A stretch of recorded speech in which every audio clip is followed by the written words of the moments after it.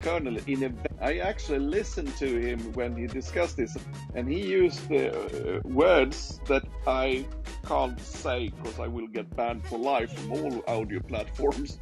He was so furious over that the GitHub in the merge actually broke the kernel for the Linux for the first time ever. Johan Dunn. I can add a couple of things to that. One, Torvald's been a rage machine for about a decade and a half now. And two, as much as he might criticize, a huge amount of the work inside that ecosystem has been done by Microsoft anyway. Like, Microsoft are one of the biggest contributors to open source globally. So I think it's more like an opportunity to just take a rage-fueled poke at a large corporation. Okay. It was fun to see. I know him in person. I actually met him in the beginning of the 90s, and because I was part of the Rock Linux and the Slackware in those days. Johan Dunn. Okay. So, is it, top of the hour. Here we go, on time. Yes. All right. We need our air horn. There we go. There's your air horn, and here's your top headline at this very moment. On Wednesday, September 8th, from Coinbase says that the SEC threatened to sue over its yet-to-be-launched Lend program following discussions with them for almost 6 months. Coinbase CEO Brian Armstrong responded Tuesday evening to planned enforcement by the Securities Exchange Commission pertaining to an upcoming feature for Coinbase called Lend, where they were going to pay interest to people who park their U.S. stable coins, USD coin, and earning 4% interest. And boy, the SEC says they're going to sue. And then Brian took to Twitter to share an interesting story. A few hours ago, 10 hours ago, basically saying that, we're a very compliant, friendly platform. We go out of our way to comply, even when it's not convenient.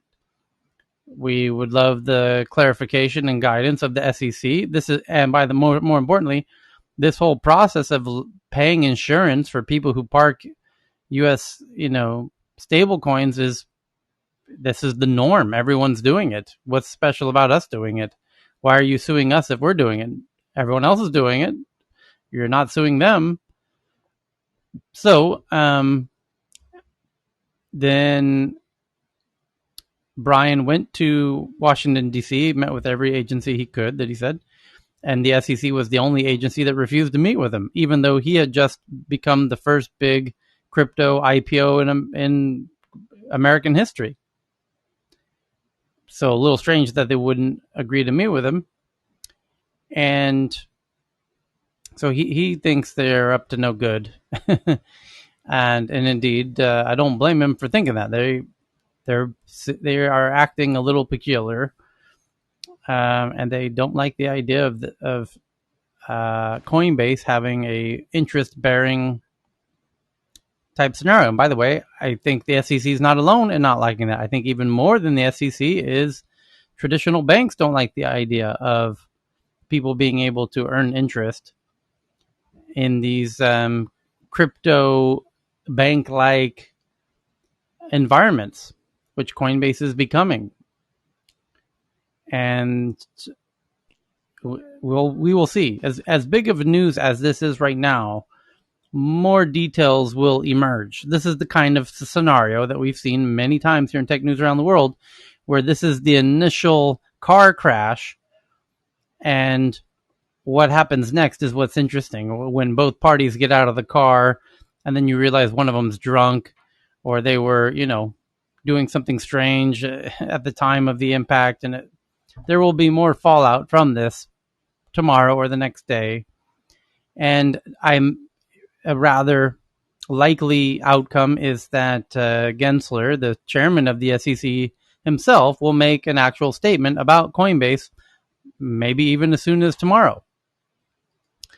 And because right now they're being painted in a very bad light, and they don't like that. So they will come out and share their side of the story and say some real typical boilerplate PR, nonsense that just kind of waters everything down and tries to share their perspective, after a very homogenized, very PR crafted response to what, this scenario.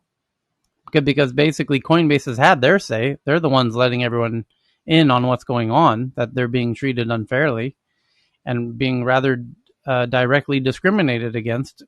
And so your move, SEC, what the hell are you doing? What's going on? You seem really shady right about now. The CEO of Coinbase has taken to his personal Twitter account and made a really strong case that you're a bunch of shady fuckers. So, what's your response? Mr. Gensler, the microphone is yours, sir. Please explain these firm accusations from Coinbase CEO. It's not just a strong response from the CEO of Coinbase. It's a really articulate and well-formed response. It's very respectful, very sort of, look, we're the good guys. We just want to know what's going on. Thing, and we want to do, yeah, exactly. We want to work with you. We've gone out of our way to try and work with you. Yeah, exactly. A lot of this is about PR. It's about getting the people on side. SEC wants everybody to think that these guys are bad guys, and this is a great response from Coinbase. Positioning them as fair point, Carl. Basically, the underdog. I think it is a masterstroke of PR for Coinbase. This him tweeting it from his personal account in a tone that sounds very personal. No doubt he had someone else overlook it, maybe an investor, maybe the PR team, just to make sure, because you can misstep in one little tweet, and that can have, when you're a publicly traded company, you want to just have someone else overcheck your tweets before you tweet them, especially when you're, having something to lose, some skin in the game. But it comes off as very personal and very forthright. Like you said, I think it's brilliant what he did. But we will see, because now he's the one being transparent and the SEC is not. But when are government agencies open and transparent in their dealings? I mean, if you ever had to talk to the IRS, it's like they don't exactly give you a roadmap on how to deal with them, or logic, or rationality. This just seems like more government to me. But maybe I'm missing something. So my question is this the right, is this the right department? I mean, is it because these deposits aren't FDIC insured? What is it, Ken? They're not deposits. So let me explain what I think the SEC's thinking is. They're claiming they're securities because you can make an argument that they look a little bit like what we would call a payment in kind bond. So a payment in kind bond is typically a high yield issuer that can't even afford to pay cash interest. Will say, I'm going to borrow money from you, and then the lender says, okay, I'll give you money, but instead of paying you cash, we'll pay you in other securities. So I'm hearing an echo, Tyler. Try and fix it. I don't know if you've got something. Yeah. So he'll say, we'll pay you in other securities. Okay. And by the way, there were significant tax consequences to that, by the way, because you end up having to pay tax on what's almost like phantom interest. But the belief is that at some point these companies are going to be, I'm not talking about crypto now, I'm just talking about payment in kind. They'll be able to pay them in cash. They'll be able to pay the bonds. Okay. And I think there's probably a concern, maybe not with Coinbase necessarily, but I just think that they picked on them, and I believe it is unfair. I believe that it looks like selective enforcement, and maybe it's only because Coinbase went to them so they can say, okay, they came to us, so now we get a chance to rule on it, where maybe if before they would have to go through a whole rulemaking procedure. They probably have an issue with the entire concept of paying interest on these stable coins. Okay, in part because they're probably concerned that some of these entities, can't even maintain the peg. so that ultimately when someone wants to go take this, their interest back, which is also in more stable coin, that they won't be able to cash them for a dollar. I mean, there's more to this. Even though I don't think it looks artful the way it was done, but I think there's a big issue with this this interest on the stable coins, and I don't think it's per se an issue just because of banking. Everyone's comparing it to banking. I think they've seen other things, and I think Tyler, I privately sent you something the other day about something called auction rate securities that existed up until 2008, where Wall Street, traditional Wall Street, had concocted something to try to pay higher than market rate interest and make it look like a money market. And eventually it collapsed on itself. And ultimately, the government ended up bailing out Citibank. It was part of the financial crisis. So I think they've seen this before. I mean, and it's not the Coinbase paying 4%. It's like the other entities that are paying 8%, 9%. I mean, it's anytime you see an interest rate like that, well above, the riskless rate, and they're making it sound like it's risk free, because I've been on other clubhouse calls with retail people, and they just think they don't even understand the risk. They just think they're getting like 8% without taking a risk. Okay, so it's an issue. So anyway, When the reality is that it's 8% to potentially lose it all, right? Is that what you're saying, Ken? yeah, it's 8% in monopoly money. Okay, because these things are not audited. All right, and so I think we've seen it with what's that other stable coin that had that issue? There was Tether, right? So Tether basically, I think everyone acknowledges, or they've acknowledged, that they don't really have a dollar for a dollar. Some of them may not even have 25 cents on the dollar. Who knows? Okay. And even when they do have the dollars, and this is the point I made in another call, because countries have tried to do this. Mexico tried to peg to the US dollar in the 1990s, and they actually issued dollar denominated bonds so that they would actually be able to have dollars in their reserves, so that if somebody wanted to exchange a peso for a dollar, they actually physically had the dollars. Well, at some point, the financial markets became concerned that this is artificial, and they stopped buying this stuff.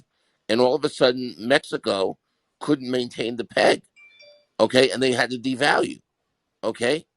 And so, if Mexico couldn't do it, and Mexico tried to do it legitimately by issuing dollar denominated bonds, but this idea of stable coin, of having a peg to the dollar, I mean, I just think it's a lot of nonsense. I mean, and quite frankly, the only stable coin that I know of that actually is dollar for dollar but doesn't pay any interest is a casino chip.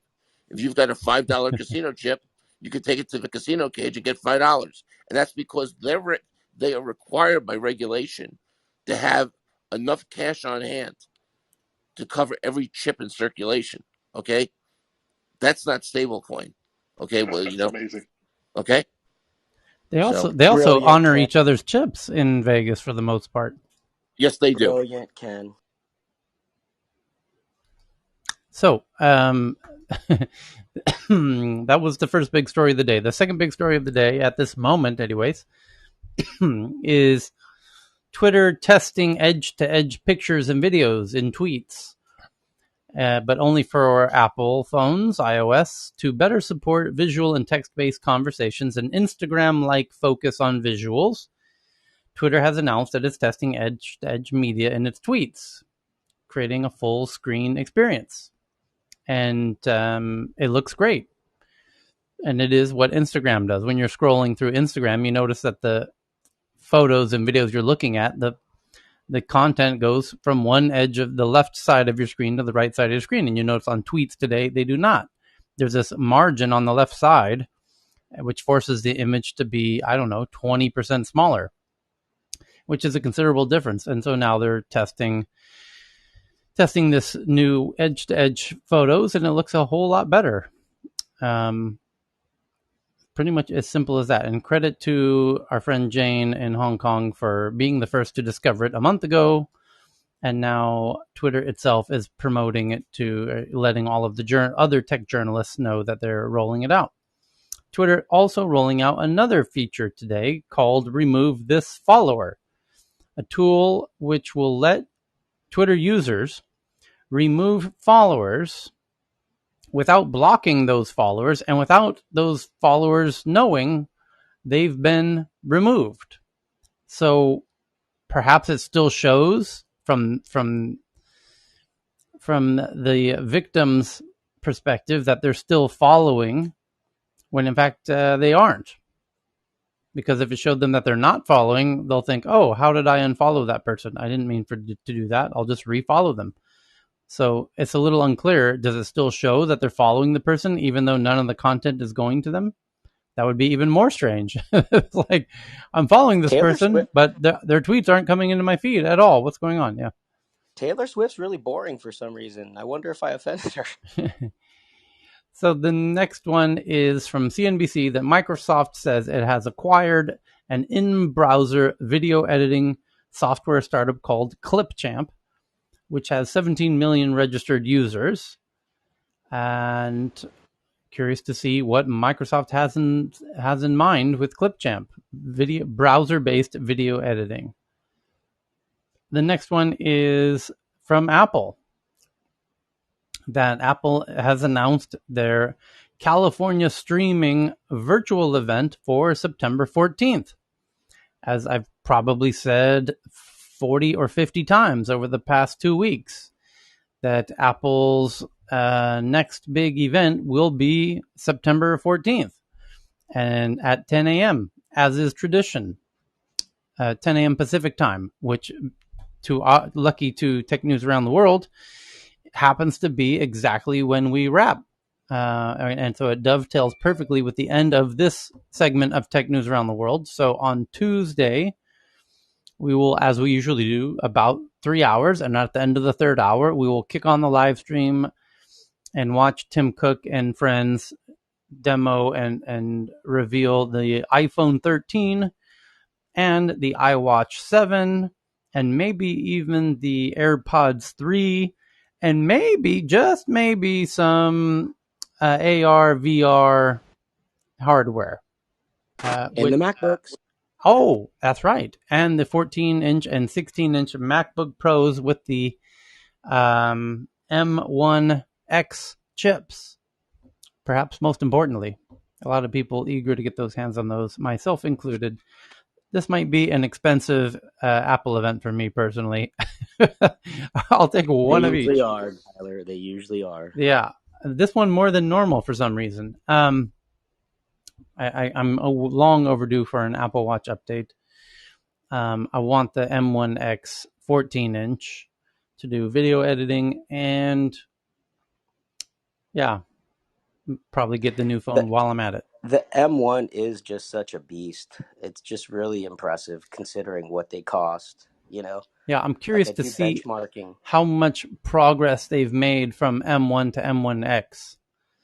Because now that Apple's internalized, in-housed the processing, curious to see how much progress they can squeeze out of that thing on an annual basis. They might have as much as like 32 cores or something like that. Yeah, I mean, like from a Moore's Law perspective, like just it'll be interesting to track because they have a very singular focus, unlike Intel, unlike Qualcomm, who have so many different products and so many different categories. In Apple's case, they're hyper focused on one particular thing. So, Apple see a Sid watch is with a in blood. the audience. Say again? Sid is in the audience. Yeah, I invited him already. Thanks. Oh, okay. I want to see an Apple Watch with a blood sensor monitor or a glucose monitor. Yes. That would be amazing. But I think counting on it. I think you're not alone with that. That will be an absolute game changer. And I suspect glucose no to, I'm dropping money straight away. Yeah, it's not expected in this one. There's reports that they're working on it, but that will be such a huge game changer. Hey Evan, real quick, you in the chat you talked about the Easter egg. Am I crazy, or yesterday were you able to point your phone at it and it would launch AR, but towards the evening you had to like click on a web page? Was I crazy or what? I have been sick. Carl sent me the link. But I swear when Evan posted it, hey, there's an Easter egg. I grabbed my phone right away. I went to the uh, event page on my Mac, and I pointed my phone at it, and it kicked, I went into camera mode, and I pointed my phone at it, and it kicked the AR app on. And so when I told everybody in the audience to do it last night, and it didn't happen, I was like, what the, like I don't hallucinate usually. So I'm just curious, Evan, was that the case when you first posted it, that you could like point your phone at No, the I Apple didn't. I logo? didn't. I didn't see that. But Oh, okay. maybe you were hallucinating. Sorry, Chris. Okay. No, I wouldn't doubt it. I'm on NyQuil and DayQuil all day. Jeez. That's a No, that's a Chris, good Chris, it is. that's a good It's mix. Chris. It launches ARKit. It launches ARKit in the iPhone, so you can. I did it all yesterday. But Ah, with the camera or by clicking it? Because when I did it last night with the room, people couldn't point their camera at it and get it to instantiate. But I With the swear camera, when I it's you have to just use your fingers to move the position of the area around and zoom in. But as soon as you can, you physically just move your phone towards the portal, and you can go inside and outside of it. okay, so I wasn't going crazy. Thank you. Nope, nope. It wasn't the Dayquil. So, the next big headline is from Nikkei Japan that PayPal to acquire Japan's buy now, pay later company called Paydi for $2.7 billion in cash. PayPal expects the deal to be completed by December. And indeed, PayPal and all the big fintechs need their own buy now, pay later. Interestingly, Square bought Afterpay out of Australia, the buy now, pay later out of Australia, for, was it $29 billion? It was something very close to that. And PayPal is constantly aping Square. Everything Square does, PayPal is like on their heels. And sure enough, the amount of time, because that was about 6 weeks ago, was it not, that Square bought Afterpay? Just about the amount of time it would take PayPal to realize, shit, okay, well, we got to copy Square yet again and go buy a buy now, pay later. And they have. But in this case, they only paid $2.7 billion, but it's maybe a much Oh, smaller. that's really cheap. If you consider the population, it's really, Of really good Japan, deal. yeah. Okay. Fair Yeah, point. very cheap.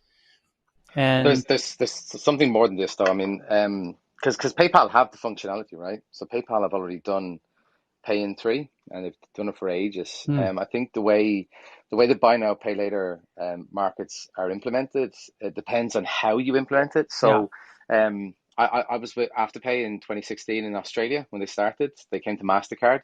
They wanted to do card issuing and to do interchange across the cards. When we explained how the merchant acquisition worked, we explained how everything worked. They went back and built out their merchant acquisition play. They went back and built out the engagements of the merchants. So the best thing they ever did was sign up the merchants. Like Apple sign up issuers, they sign up merchants. And from that perspective, what you're seeing the purchase here is not purchasing the technology, it's right, purchasing the relationships you have with the merchants so got that it. you can go in store and pay. Because pay by 3 is just a function. It's Yeah. just functionality. Yeah, anyone could add that feature in a weekend. Yeah. Yeah. Yeah, exactly. And what it's going to get more interesting. Who was I reading about recently? Was it Revolut? But plus, Aaron, to that point, you could add that functionality, but you as the fintech, meaning PayPal, you don't necessarily want to offer, unless you're charging interest, you don't have a real strong incentive to offer it, where that's the beauty of the buy now, pay later cases. The risk is no longer on the part of the fintech app, it's on the risk of the merchant. Well, I mean, Yeah, I mean the merchant pays for this. Yeah. So this is all. So this is merchant customer acquisition. So Right. this is no longer on issuer side functionality. This is no longer, oh, you're a customer and you have your card or you have your Apple Pay or whatever. Tap here and we'll split your payments over 3, right? That's not what Afterpay did. Afterpay went to the merchant and said, we're going to give you bigger baskets and more people. And they proved it over years. They proved that people would spend more. Because of course they would. Where you would go in and buy $200 worth of clothing, you now only spend $70 on the first, $70 on the second, and $60 on the last. So straight away, when you would have spent $200, you end up going in spending $600, and you pay $200 in your first, $200 in your second, $200 in your third. So they showcased this to the merchants for a long while. They showed bigger baskets. They showed a higher footfall. And they have literally not stopped over all the years, over all the regions they've done. They've proved it. And so buy now, pay later is effectively deferred credit, but the younger generation like it because they're managing their money. The difference is going to be how easy do they make people to spend this, or how easy do they make people to manage credit? Because this is just deferred credit. And the likes of Revolut are coming into the US market now with credit cards and buy now, pay later everywhere. So no longer now is it going to be on the merchant side. Revolut are going to put the market down to zero and say that even the merchant doesn't have to pay for it. In fact, I'm just going to come in and allow you to split your cost over 3 payments. And that's going to just drive the whole market to zero now and open up the whole case of deferred credit. And where are we going to be at with deferred credit now and the younger generation not being able to manage their money? I have a headline coming up about Revolut, so I might as well jump on it right now. If you give me 10 more seconds to find it. Where is it? I have 5 And I'll talk for a bit more. I found it. So Renjin sent this in. It says Revolut. This is a headline today. Actually, since we met last time, Revolut developing buy now, pay later product. Fintech firm Revolut preparing to launch buy now, pay later, becoming a rival of ClearPay and Klarna. And my God, everybody else who's in this game. So the company will allow, and by the way, for those who don't know, Revolut is perhaps the leading neobank based out of London. And the company Revolut will allow users to spread the cost of in-store and online purchases over a period of time. Chief Executive Nikolai said, simply a button which you switch on, and then your card becomes a buy now, pay later product, the fintech boss told the Evening Standard. And he means the Revolut card, which most people use. You have, of course, an app on your phone, but like most neobanks is kind of initially based on having your own card. Instead of paying upfront for everything, you pay a third, and then in 2 weeks' time, you charge a third, and then another third, he says. Revolut said the products were in very early development and would be likely to be trialed across some European markets next year. The fintech became Britain's most valuable private tech company in history after investors valued it at $33 billion. In July, some 5 million Brits have used buy now, pay later since the start of the pandemic, as the size of the UK market quadrupled last year. Klarna was the first firm to debut the payments method in 2005 and now serves more than 14 million customers, over 13,000 retailers in the UK. There have been warnings that consumers could be at risk of falling foul of the payment method and rack up huge debts without realizing. So you can now add, you had Square, Buy, Afterpay. Today we announced PayPal buying the Japanese buy now, pay later. And also today, Revolut also adding buy now, pay later. And the difference here, Tyler, is that the acquisitions of Afterpay and Paid It in Japan, that they are acquiring the merchant relationships, because that was the model they've set up. The difference here, what Nikolai is doing at Revolut, and Nikolai is ruthless when it comes to customer acquisition. He is turning every purchase into buy now, pay later, which means he doesn't care about acquiring the relationship with the merchants. Well, he's going to offer it for free. I bet he does, but he doesn't have a choice, because now that Square and PayPal they're on the collision courses in a sense. So I think he's starting to see Square as a real competitor to Revolut in a weird way, even though Square doesn't position itself traditionally as a neobank. It's customer acquisition. He sees that the customer is either going to buy it through Square, or they're going to buy it through PayPal, or they're going to buy it through me. Right. And he kind of says, right now, I can probably have an arrangement with the merchants that says if someone comes in with a Revolut card or taps their Apple Pay with Revolut, then they might get a 5% discount. They might get an offer or whatever, right? Because they're paying Afterpay and Square and PayPal, they're paying them 8% or 10%. Instead, he's going to drive that down to zero to get customer acquisition into using Revolut buy now, pay later.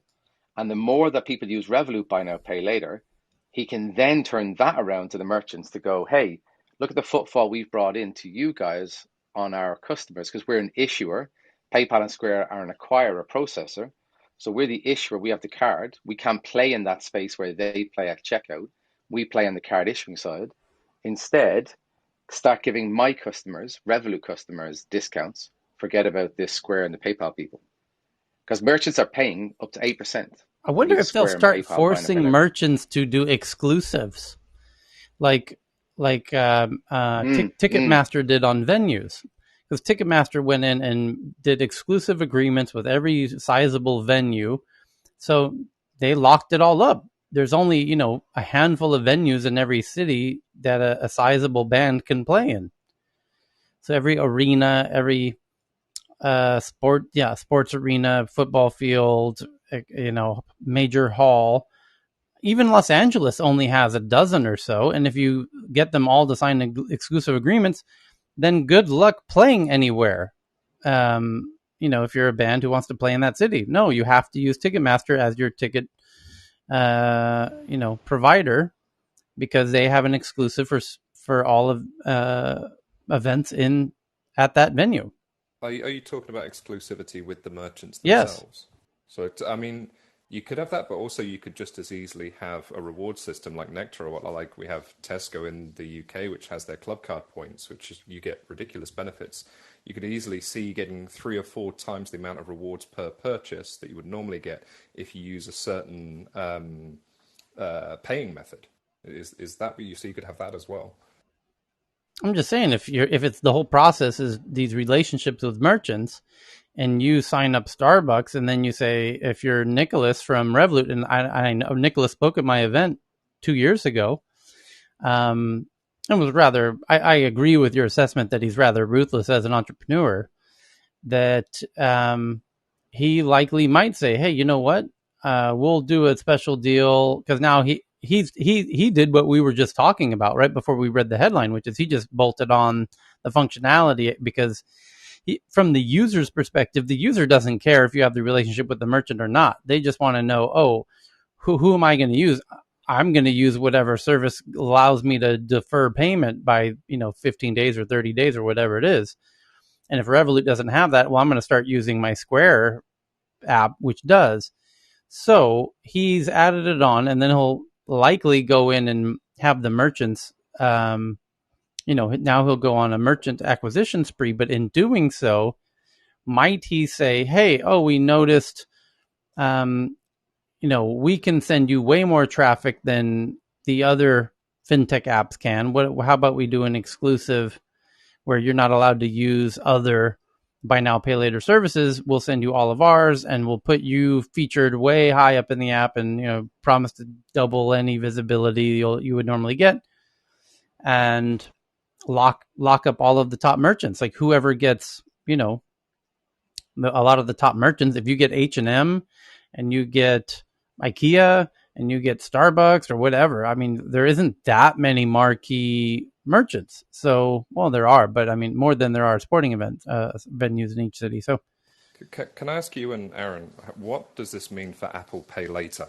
and their sort of upcoming thing that we released? Oh, that's right. Apple was only doing it for themselves. Interestingly, like they were their own. It was anything through Apple Pay, no? So if you use Apple Pay wireless on your phone, that you can then use that as the buy now, pay later, just like when you use, or that was what I was given to understand it. Just like when you pay with PayPal, it goes through PayPal as the processor, but it can go through either their buy now, pay later, or it can go directly to a card. I assumed that was what the Apple Pay Later system was going to do. I remembered that it only applied to Apple products. Like they managed to convince themselves to be a merchant, and I would have loved to have seen that negotiation. Hey, Apple, hi, we're Apple. Would you like to be a merchant in our buy now, pay later? I don't think it applied to any other merchants. No, you're absolutely right, Tyler. It depends on how the process of a transaction occurs. You either do it as the processor and you acquire the transaction, or you do it as the issuer and you send the transaction to the acquirer, split in 3 different ways. And you're absolutely right. Apple took it from the start as the merchant acquiring the transaction. But to Carl's point, there's absolutely nothing stopping Apple doing what Revolut have done here and split all payments across an Apple card across any store in the world. Okay.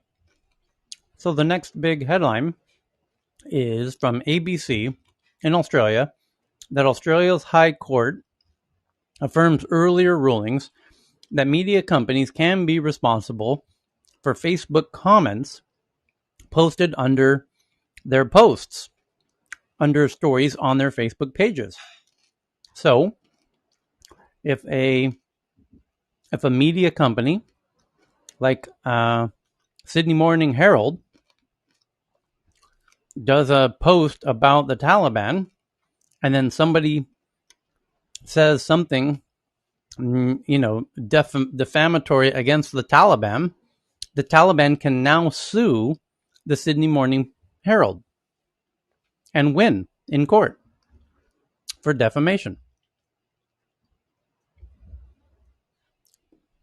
You're stunned. I understand. It's a little confusing. So we will see how this shakes out. Australia is really making some interesting moves. And Chris Mencina, who's a very clever geek, took to Twitter to say, on Twitter, voiceover man, in a world without Section 230, in a place without the First Amendment, a place known to others as Australia, media companies are liable for the comments that users post on their stories on Facebook. Like it's a movie trailer, voiceover soundtrack. Quite funny and quite interesting. Australia has very weird animals, and they've got an interesting take on libel laws and social media and rules around social media. Messy? Tyler, just a question. So is it like for the news media, which is regulated and have rights different I know where than you're going. social media, or is it the same? For everybody, you mean? Yeah. Is it I don't know why it would be why would they differentiate between a media company, anybody who has a Facebook page? They should all be treated equally, I would assume. So shouldn't the Australia's High Court affirms earlier rulings that anybody can be held responsible for Facebook comments posted under their stories? What's the difference between my Facebook page and the content I put on my page and the Sydney Morning Herald's Facebook page and the comments on their posts? I would assume the law would apply equally to both, but it doesn't make that clear in this case. Isn't it different? Isn't it different? Like the media, for example, is responsible if they actually made mistakes, right? Especially if they do it on purpose, right? They are regulated, but for people posting on Facebook, Facebook is not, because you are not a journalist licensed body. Who knows? Jason Kint tweets out, "What the hell from down under? I'm going to call it a night and pretend I didn't see this until tomorrow morning. I do hope to then wake up knowing it was just a bad dream that media companies are the ones responsible for toxic sludge on their Facebook pages." Is it not just about control? No, the government is not interested in controlling the discourse on the Tyler Crowley feed compared to the feed of a major national newspaper. It's really wild. No, that media outlet isn't silencing your opinion because it doesn't fit their agenda. Your comment has left them legally vulnerable. So that's a great point. Somebody tweeted out, Scott McDonald, that, okay, if you do something that would now leave the publication legally vulnerable for slander or defamation, they obviously going to have to remove your idiotic comment. And now you're thinking, oh, they're silencing my political party's viewpoints. I'm far right, and now this publication hates the far right. They're silencing me. No, they're not silencing your opinion because it doesn't fit some agenda. They have to now because they would have a financial penalty if they didn't, because you're defaming the subject of the article, which, by God, nearly every news article that comes out, the common thing to do is to comment about how stupid the victim or the antagonist or protagonist in the article is, some derogatory term. So a huge percentage, this is just ubiquitous behavior. So I imagine all in Australia, they're going to have to turn off comments for all of their posts. Sylvan? Yeah, do you recall in February sometime when Australia had a kind of run-in with Facebook. with the news giants? Yes. Yes. It was And a battle. they By the said, way, that was the origin story of tech news around the world, just for those who don't know. That was, and I think Dr. Francine Hardaway will recall, who I'm inviting up to the stage now, so you might need to pop out and back in. Okay, she made it. Good. So that was back in around March when Facebook was told by an Australian court that anytime anybody puts a link on their Facebook account, which is of an Australian publication like the Sydney Morning Herald or the Australian Sky News, what have you, Facebook would now have to pay some small fee for every single link that gets put on Facebook. Again, a truly bizarre ruling. And Facebook said, oh, really? Okay. And then Facebook basically banned the ability to put any links on Facebook so that they wouldn't have to bother with that. They wouldn't have to worry about paying any fines because it's now not possible to put any links from any Australian media on Facebook. And then all of a sudden, the Australian media realized half of their traffic disappeared overnight. And they said, oh, sweet Jesus, what the fuck just happened? We just killed half of all of our traffic. Well, yeah, because people were viewing your website because of links they saw on Facebook. And by the way, Facebook, basically blocked all traffic to those sites, and it got really nasty very quickly. And the government realized, oh shit, what have we done? And they're likely to do the same in this case. And then we were here in Clubhouse, and Jeremiah Ouyang, who joins us regularly here in this room, back then, I wasn't hosting any rooms, and he was. And he was hosting, in my mind, the best rooms and conversations at that time, or at least the rooms that I spent most of my time in. And we were hanging out. He had made me a mod. He was busy with his kids. And some journalists from Australia were in the room.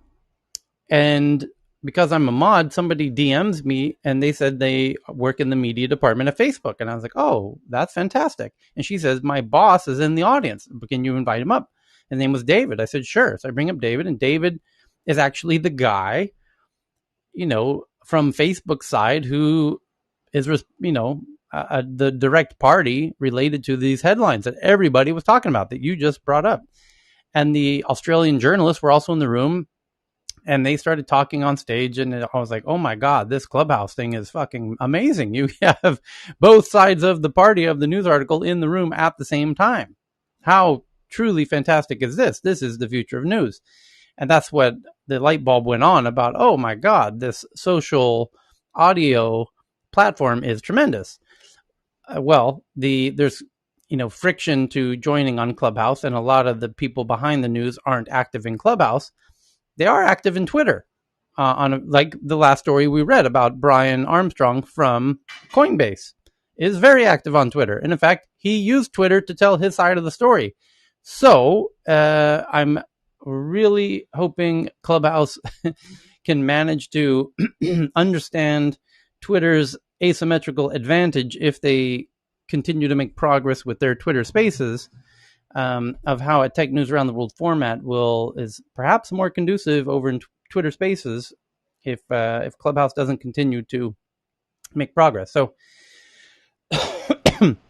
I'm very, very familiar with the Facebook versus Australia, but in that case, it was like they were giving that ruling benefited the media and was not a benefit to Facebook.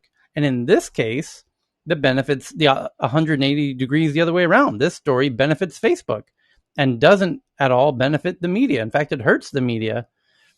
So, because now they're saying it's not Facebook's fault that their users are acting in a toxic way on their platform. It's your fault, because it's your Facebook profile where they're leaving the toxic content. Quite bizarre. So we'll see what happens from here. Probably see related headlines in the next few days. Hey, Tyler, if we could just drop back for 1 second because I know we covered it a couple hours ago, What's and it that? relates to something.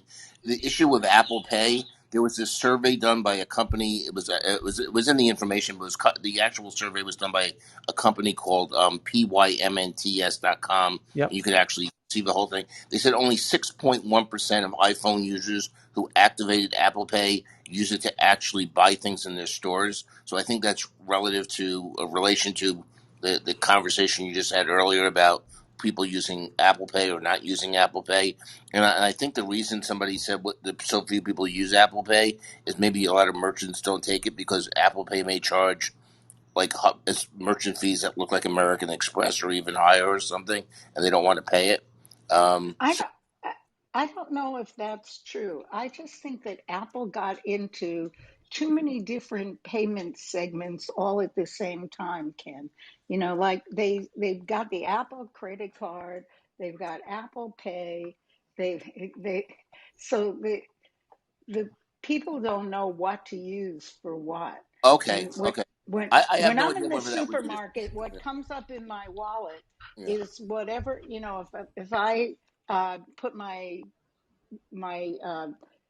phone on the scanner, sometimes Apple Pay doesn't come up. Sometimes my credit cards come up or my debit cards come up more easily.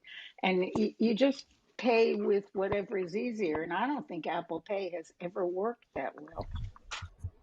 Sorry, can I just confirm, are we talking about the process of having an iPhone, adding a credit card or debit card, whatever, to your iPhone, and then in a store using your phone contactless to pay for your purchases in the store, and then it takes it from whatever card is your default? Is that what we're talking about? Well, that's what I was talking about. You should be aware that Apple actually have a card available in the US you can use as a sort of credit card. So this is actually But a quite valid question. that's my point. There's people don't know what to use. But the Yeah, Apple Card, I thought, was only useful for buying things in the Apple Store. That's all that that's the I one use. they do with Goldman Sachs. They have an actual Yeah, credit card. So I have one. yeah. It's just a credit card, but Yeah, I do you get too. Apple. Yeah, the See what I mean? People are confused. yes, How are they? but I So I They're think I just think there's a number of things on this. So just to be just full transparency here, and I'm not trying to promote myself. I helped create Apple Pay back in 2013, a Mastercard. So Apple Pay has launched since end of 2013, 2014. It's targeted at what are called digital native people, people that use their mobile devices for everything, and it's typically a younger generation, and it is used all over the world, and it has many advantages. The reason why it hasn't taken off so well in the US is the US had, up until recently, a lot of their point of sales were still magstripe. You swiped and you signed, and that has been changed by MasterCard and Visa from a standards perspective. And from 2023 onwards, every single point of sale terminal has to offer contactless. So in the US, it's a different dynamic to where Australia, 87% of transactions in Australia are contactless. But the reason why not all of them are Apple Pay or Google Pay, where initially the banks challenged Apple Pay because of the rates Apple were charging. And then eventually, when the Commonwealth Bank of Australia, the largest bank in Australia, got across that and launched Apple Pay increased. But the Aussies themselves said to themselves, I carry a plastic card and I just need to tap. And in Australia, you put your PIN into the point of sale and you can put your transaction. It's called an online PIN. Apple Pay overcame offline PIN in the rest of US and UK and Europe, where you actually have to put your PIN above a certain contactless threshold.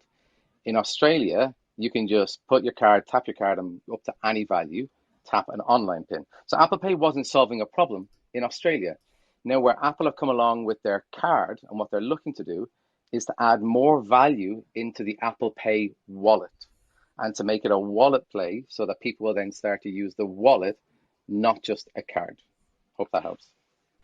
Aaron, that is so helpful because when we talked about this earlier, my hunch was that it did come down to consumer behavior.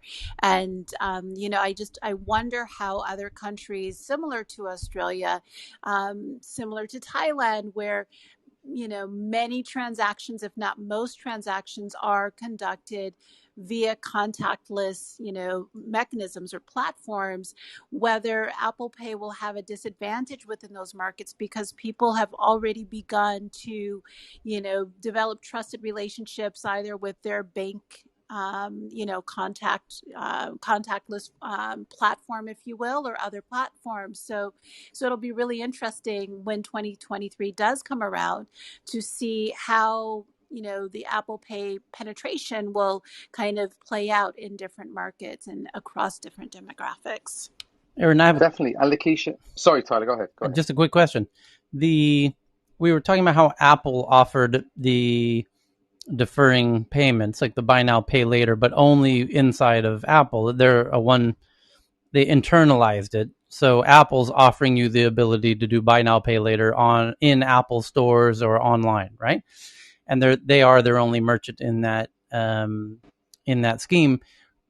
Do we imagine that they decided to do that because no doubt they were being approached by every buy now, pay later company and having to sit through a pitch deck meeting of, hey, Apple, listen, we've got this great new thing called buy now, pay later. Why don't you offer it? We can do a partnership with you right now and enable, our users to do buy now, pay later in Apple stores.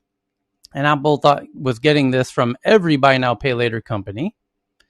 And then Apple realized, no, fuck it. How about we just do it on our end for all our Apple customers? Because they're more than they are Klarna customers or Revolut customers or PayPal customers. They're Apple customers. So why don't we as Apple allow everyone to do it so we don't have to sign 50 different deals with 50 different buy now, pay later companies?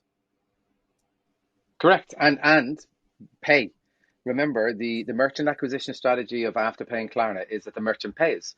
And ultimately, Apple would have had to pay for that transaction. Right. And so Apple are like, no, I'm not going to pay for that transaction. That's my right. transaction. It doesn't make sense in Apple's case because they don't want those companies getting that data anyways and selling it to Microsoft or whatever, and the fear that those things become ad networks in the future. So they don't want Apple users shopping history of Apple products to be known outside of the Apple ecosystem. So they just internalized it, and those platforms aren't really sending more customers to Apple. They are sending more customers to really small merchants. So if I'm a really small website, that sells some new pairs of, nylon socks or something, then sure, this would benefit me to be part of these ecosystems. But Apple's like, you're not sending me any new customers that don't know about Apple already.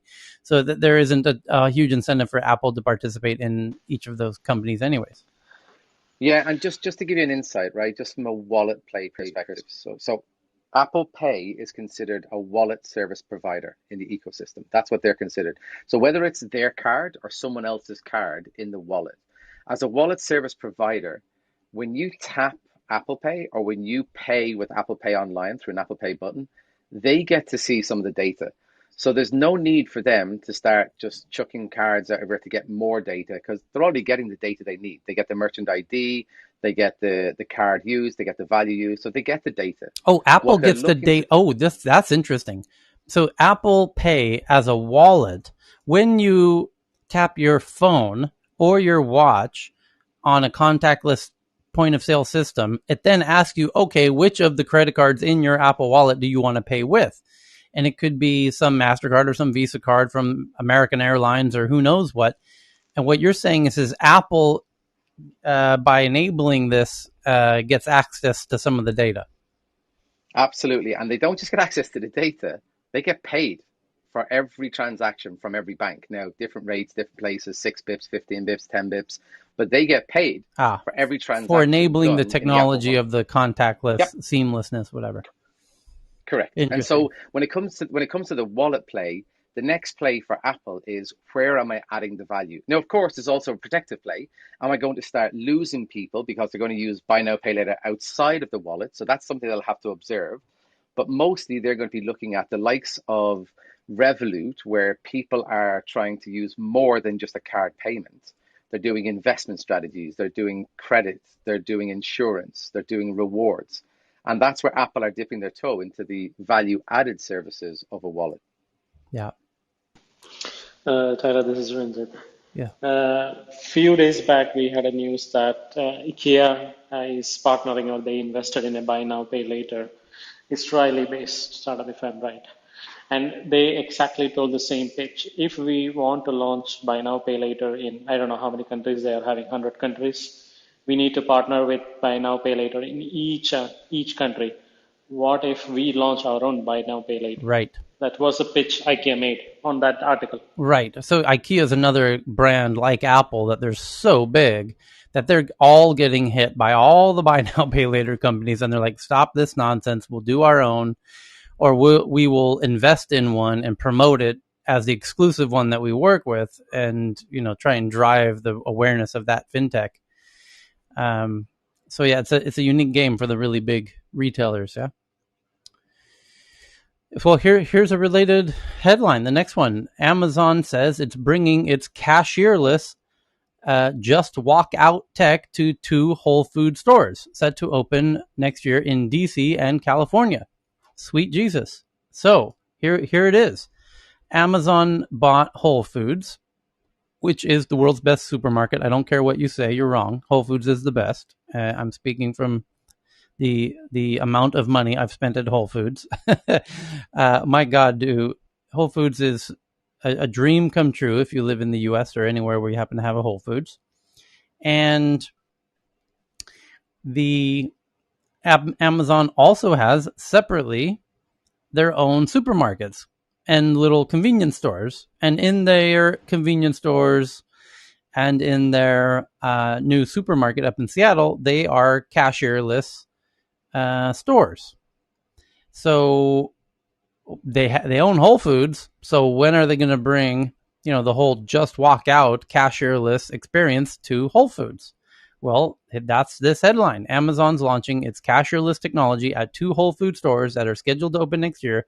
The company has deployed the just walk out technology to a growing number of store formats, including at several Amazon Fresh grocery stores and its Amazon Go convenience stores, as I mentioned. Amazon's in a blog post, Amazon said the technology called Just Walk Out is coming to 2 Whole Foods locations scheduled to open in 2022. One store will be located in the Glover Park neighborhood of Washington, D.C., and the other in Sherman Oaks, California. Notably not in San Francisco, where people are just walking out of stores anyways without paying anything. It's this whole very new way of shopping where you walk out. If you in this downtown San Francisco area, there's a lot of videos of people going into Walgreens and just walking out with bags full of merchandise, no payment needed. So Amazon, you take a note of what this truly fantastic innovation that Walmart has cooked up, where people walk in with an empty trash bag, fill it up, and just walk the fuck out. And it's not only a buy now, pay later. It's more like a buy now, pay never. And it's really wild. We're not quite sure how this is working, but Walmarts are shutting down now as a result of this. It's a truly disruptive model. But and it's a misdemeanor, so the cops don't want to have anything to do with it. Yeah, San Francisco's participating in this interesting new disruptive fintech phenomena by not arresting the people who are walking out with the goods. So no data involved. But anyway, Amazon's not testing this in San Francisco. That would be hilariously ironic. But they're testing it in Sherman Oaks, where people do tend to pay for the things they walk out with. And Amazon's technology allows shoppers to enter a store by scanning an app and exit without needing to stand in a checkout line. Cameras and sensors track what items shoppers select and charge them when they leave. At the upcoming by the way, this could work in a downtown San Francisco Walgreens. The trick is stopping them from entering without scanning. Once you scan, go ahead and take whatever the fuck you want. We got it on camera. We're charging your ass. So, but the key is stopping them from entering until they've authenticated, which obviously they're doing. So This could work in a Walgreens in downtown San Francisco. I wonder. That's something. It's a pay before you buy scheme. Correct. It's authenticate before you buy. Yeah. And I wonder if they do like hotels do, and they pre-charge your card for some amount, some holding amount, in case you try to run out. At the upcoming. Hey, Tyler, what about if you're buying half a dozen items, 8 items? I mean, you have to get some bags or something, so they have to figure out the logistics, which is figure out a bowl, but it is kind of could be a little awkward. Yeah. At the upcoming Whole Foods locations, shoppers who want to skip the checkout line enter the store by either scanning the app, inserting a credit card or debit card linked to their Amazon account, or placing their palm over the company's palm scanning payment system called Amazon One. And now we know why they were we read those headlines about Amazon One, which is their palm scanning authentication method, which is super. In fact, they're paying people $5 to do it, where they will pay you to authenticate your palm. And now we know why, because now you can enter Whole Foods. All you do is touch your palm on the glass and walk in, get whatever you need, and walk out. You don't even need your goddamn phone to authenticate. That's why. Now we know why they wanted it. They wanted to remove any friction of you going in to buy because, my phone's dead, or, for whatever reason you don't have your phone. Won't matter. Anyone could walk into a Whole Foods, with their running short. When people go jogging or running, they often want to leave that heavy phone at home. Now you can go running. I used to do that all the time. I used to go run, but I would pay with my Apple Watch when I was at Whole Foods. Super interesting. So shoppers who opt out of using Amazon's Cashierless technology will only be able to ring up their items using self-checkout or at the customer service booth. Amazon has deployed its Cashierless technology across a growing number of store formats, including the several fresh grocery stores and its Go convenience stores. It also sells the technology to third-party retailers. Oh, that's going to get interesting. That's some sweet, big time, Tyler. Sweet, juicy. Did you hear that sound? Do you hear that sound? That's the sound of you giving your sweet, juicy data, which Amazon's going to go ahead and provide the technology to other retailers, and you better believe they're going to start seeing ads for the products that they bought from your store to buy that shit, not from you, but from Amazon's website. Because and also the distributors or the manufacturers as well, Tyler. So imagine like a Colgate or one of the big brands that then goes through the network of to get their product display, and imagine the amount of camera footage and hovering and all of that A/B testing against the eye height. That's going to become even more of a scientific art. That whole retailing through footfall plus cameras plus fingerprints. Yeah. The expansion of Amazon's Just Walk Out system is likely to raise the ire of labor unions who have previously warned the technology will lead to the elimination of cashiers. That's the whole fucking point, labor unions. Damn right. It's going to lead to the elimination of cashiers. That's why we made it. Amazon's argued in the blog post that the technology will allow Whole Food employees to do other work in the stores. Sure it will. Until robots replace those people as well. You've already got cashiers eliminated by self-checkout. So, yeah. I mean, anyway. Yeah. These locations will employ a comparable number of team members as existing Whole Foods Market stores of similar size, as the company said. With Just Walk Out enabled Whole Food Market stores, how team members in the store spend their time is simply shifting, allowing them to spend even more time interacting with customers and delivering a great shopping experience. Sure it does. Absolutely it does. So Amazon has brought other high-tech changes to Whole Foods since it acquired the grocery chain in 2017 for more than $13 billion. In April, Amazon launched its palm scanning payment system at a Seattle Whole Foods store and has since added the technology to other locations. Okay, so quite interesting to see how that's progressing. The next article is that Lenovo unveils its 14-inch IdeaPad Slim 7 and their 16-inch Slim 7 Pro laptops, which look exactly like and are priced exactly like MacBook Pros. And I understand that you don't give a shit about Lenovo laptops, and nor should you, except this 14-inch and 16-inch announcement that Lenovo is making today of all days does indicate that it's all. They probably heard that Apple's going to be launching these next week at their event, on their September 14th event, which we will be live streaming, and that's why they felt the need to get the news out now, before that instead of after that. So take it as a sign, another positive, optimistic signal that we should get our MacBook Pro 14-inch and 16-inch next week. The next one is from Bloomberg, that CrowdStrike, which is one of the America's biggest cybersecurity companies, says that Revel, interesting to see their name back in the news, Revel was the Russian hackers who denied being Russian hackers, but we know they're Russian hackers. The CIA confirmed they have direct ties to Russia. And Revel was the very nice young gentleman who hacked the Colonial Pipeline and insisted on $5 million in Bitcoin.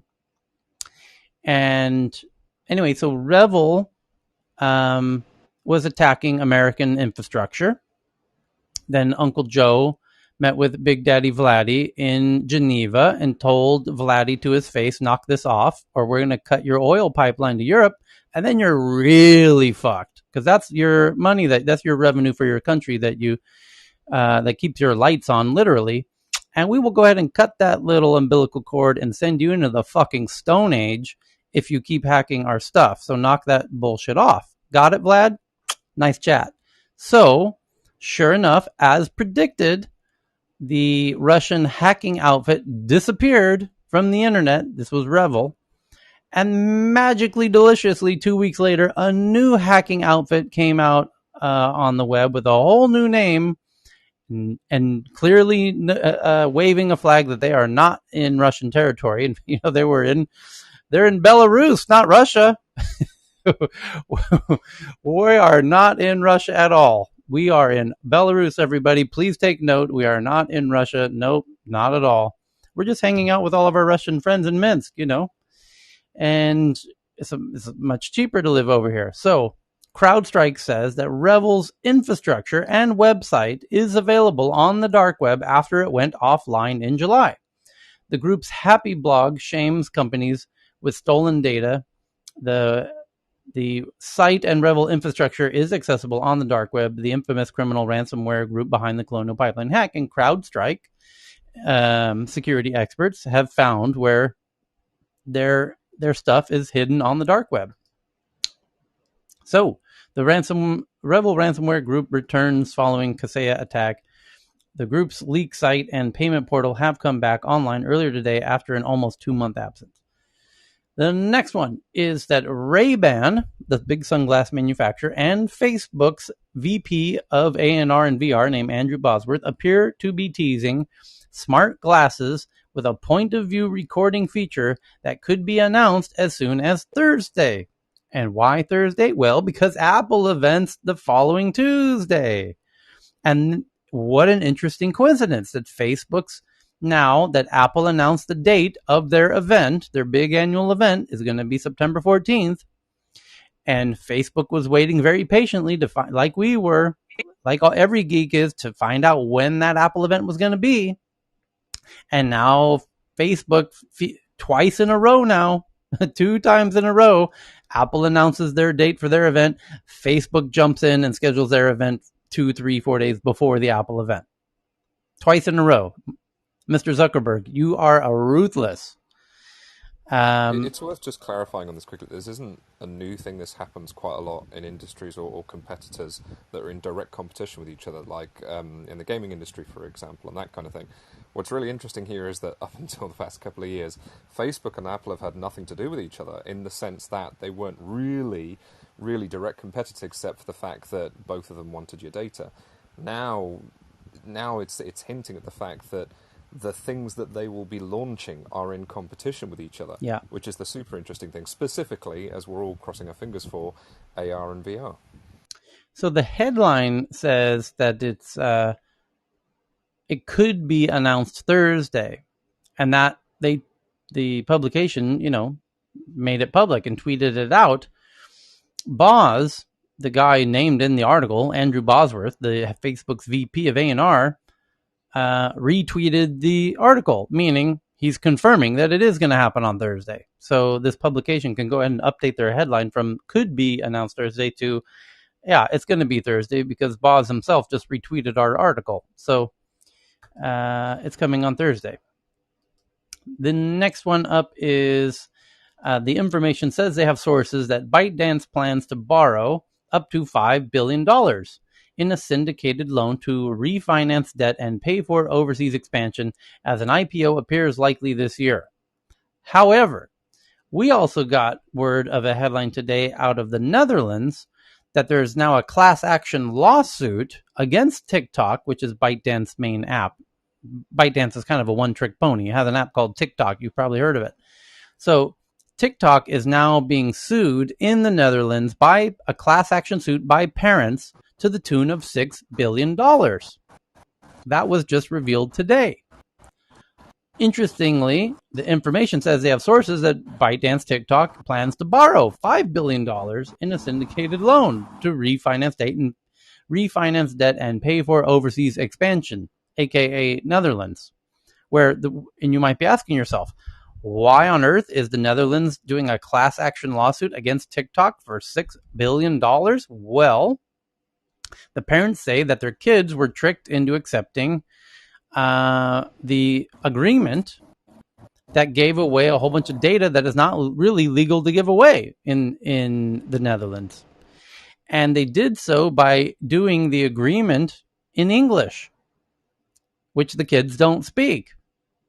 Older folks do in the Netherlands, and to some extent kids do, but they don't start learning it until they're 13 or 14.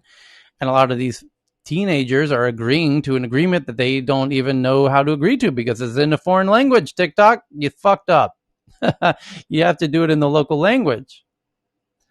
So I bet that the Netherlands actually rules in the Netherlands parents' favor in this. And I bet it's going to cost ByteDance $6 billion. Children are not even allowed to get into a contract. Correct. That too. Yeah, never mind that.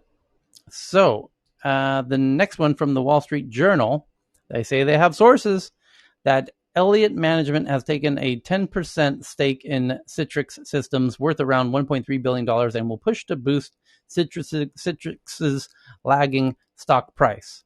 Activist hedge fund Elliott Management wants the software company to take steps to boost its valuation. Yeah, because it's you got to get those PE companies in there to shake up shit. The next one's from TechCrunch that Microsoft launches something called Microsoft Start, a personalized news product via MicrosoftStart.com. Windows integrations, new mobile apps, and its Edge browser, new tab page. Microsoft today is introducing a personalized news reading experience called Microsoft Start, where we have to assume they'll give you the daily update of all of their vulnerabilities and everyone who's getting hacked using their products, like we tend to do here. I wonder if it'll be better than Smart News, Tyler. Yeah. The next one is from TechCrunch that a UK-based car insurance startup called Marshmallow, which it uses a wide array of algorithms to measure insurance risks, raises $85 million at a $1.25 billion valuation. So we got a new unicorn called Marshmallow out of the UK doing car insurance based on algorithms. And here it comes. The algorithm-based insurance tech companies are going to be booming. Investors are going to love these pitches because the pitch writes itself. Here's our competitors, the typical insurance companies who don't have AI and smart algorithms to detect all kinds of juicy, sweet, juicy data that we have access to. And we use all of this crazy-ass, sweet, juicy data to calculate much more specific insurance, and we can analyze risk with all of this juicy data in a way that the traditional companies cannot. It's an asymmetric advantage through the help of AIs. It's a nuclear bomb in a butter knife fight. Who's going to win? But Tyler, one thing I think back channel we spoke about it is that there are so many in the United States anyway, so many laws and other things regarding not discriminating against this group or that group. So even when you could detect like a pattern through AI that based on these attributes we could charge higher or lower, there's going to be tremendous political pushback. Even when they get it, even when they get the right number, it's going to be like, we don't care that you got it. It's like, this is not fair. And that comes up in all forms of insurance. Even if you look at the Affordable Care Act in the United States, what they functionally did is they said we understand older people are more at risk than younger people, and that's why typically they were charging higher health insurance premiums. But they created a law that says now the younger people basically have to subsidize the older people. Okay, and that's built into the ACA rates. So and there's they're going to have all sorts of issues like that. So I think that's going to be the gating factor on that. Yeah, compliance. It's going to be a But this is different, Tyler. This is different than the healthcare. When you're driving, you're on the public road, and if you have a behavior that is not good for others, then you actually get penalized. There's a company that I met last week called Keep Trucking. They're doing this for fleets, but I think soon it's going to be almost like something that you put at the dealership to get 50% off from your insurance. Yeah, we are even seeing really interesting things where people are willing to put in breathalyzers in their cars to prove that they're driving sober to reduce the cost of the insurance for that ride. Or even to be allowed to be able to drive sometimes. The government, some localities require that particular technology if you've ever had a DUI. Had a DUI, right. But you can imagine there could be all kinds of things that you could do at the start of the journey that would send signals that would lower the risk. Like I want to see in a country where half the country doesn't want to wear a mask, how many people are going to agree to have a thing in their car about how they're driving. Yeah. Well, yeah, but even just welcome to Sweden any day. Yeah, but but just proving that you have your seatbelt on, that would in itself be kind of interesting. You just have to make it financially incentive. Like over in the UK, you have a lot of black box companies black box insurance are really popular for young drivers. I mean, when I got my first vehicle and first insurance, I think it was about £1,400 for my first year, which was insane. That's even more now for my teenager. It's much higher, closer to 2K for a sensible vehicle. So it's you go with an insurance company where you can have this black box installed that monitors how sort of your team drives, and it lowers the premiums right down. And then it's incentivized. You have a financial incentive, and it normalizes it. And then in 2-3 generations' time, nobody thinks it's strange that your insurance company is watching every mile that you drive. I noticed Roy's joined us yet again. Welcome back, Roy. What is the hot new thing happening in mainland China for insurance? They must have some cool insurance tech thing that they're cooking up over there in China, no? Roy. Yeah, he's there we go. I was waiting the train past me. So insurance. All right, that's honestly, I don't know what's going on with the insurance. Okay. So I think there's just a lot of news to follow up on. So insurance, I might dig into it, come back for you. Fair enough. I would love to know what China's cooking up in that sense. So the next big article is Intel's CEO says Intel plans to spend $95 billion. Hold on, let me ring the cash register on that one. That's a few Bitcoins.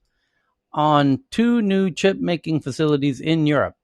Semiconductor maker Intel pledges to dedicate production capacity in Ireland to car chips to help mitigate shortages. And indeed, that would make a lot of sense because the car companies are begging sweet Lord Jesus, get us these fucking chips already, because they've had to stop production on all the cars. Basically everybody. All the car companies have had to freeze production because he's missing these tiny little chips.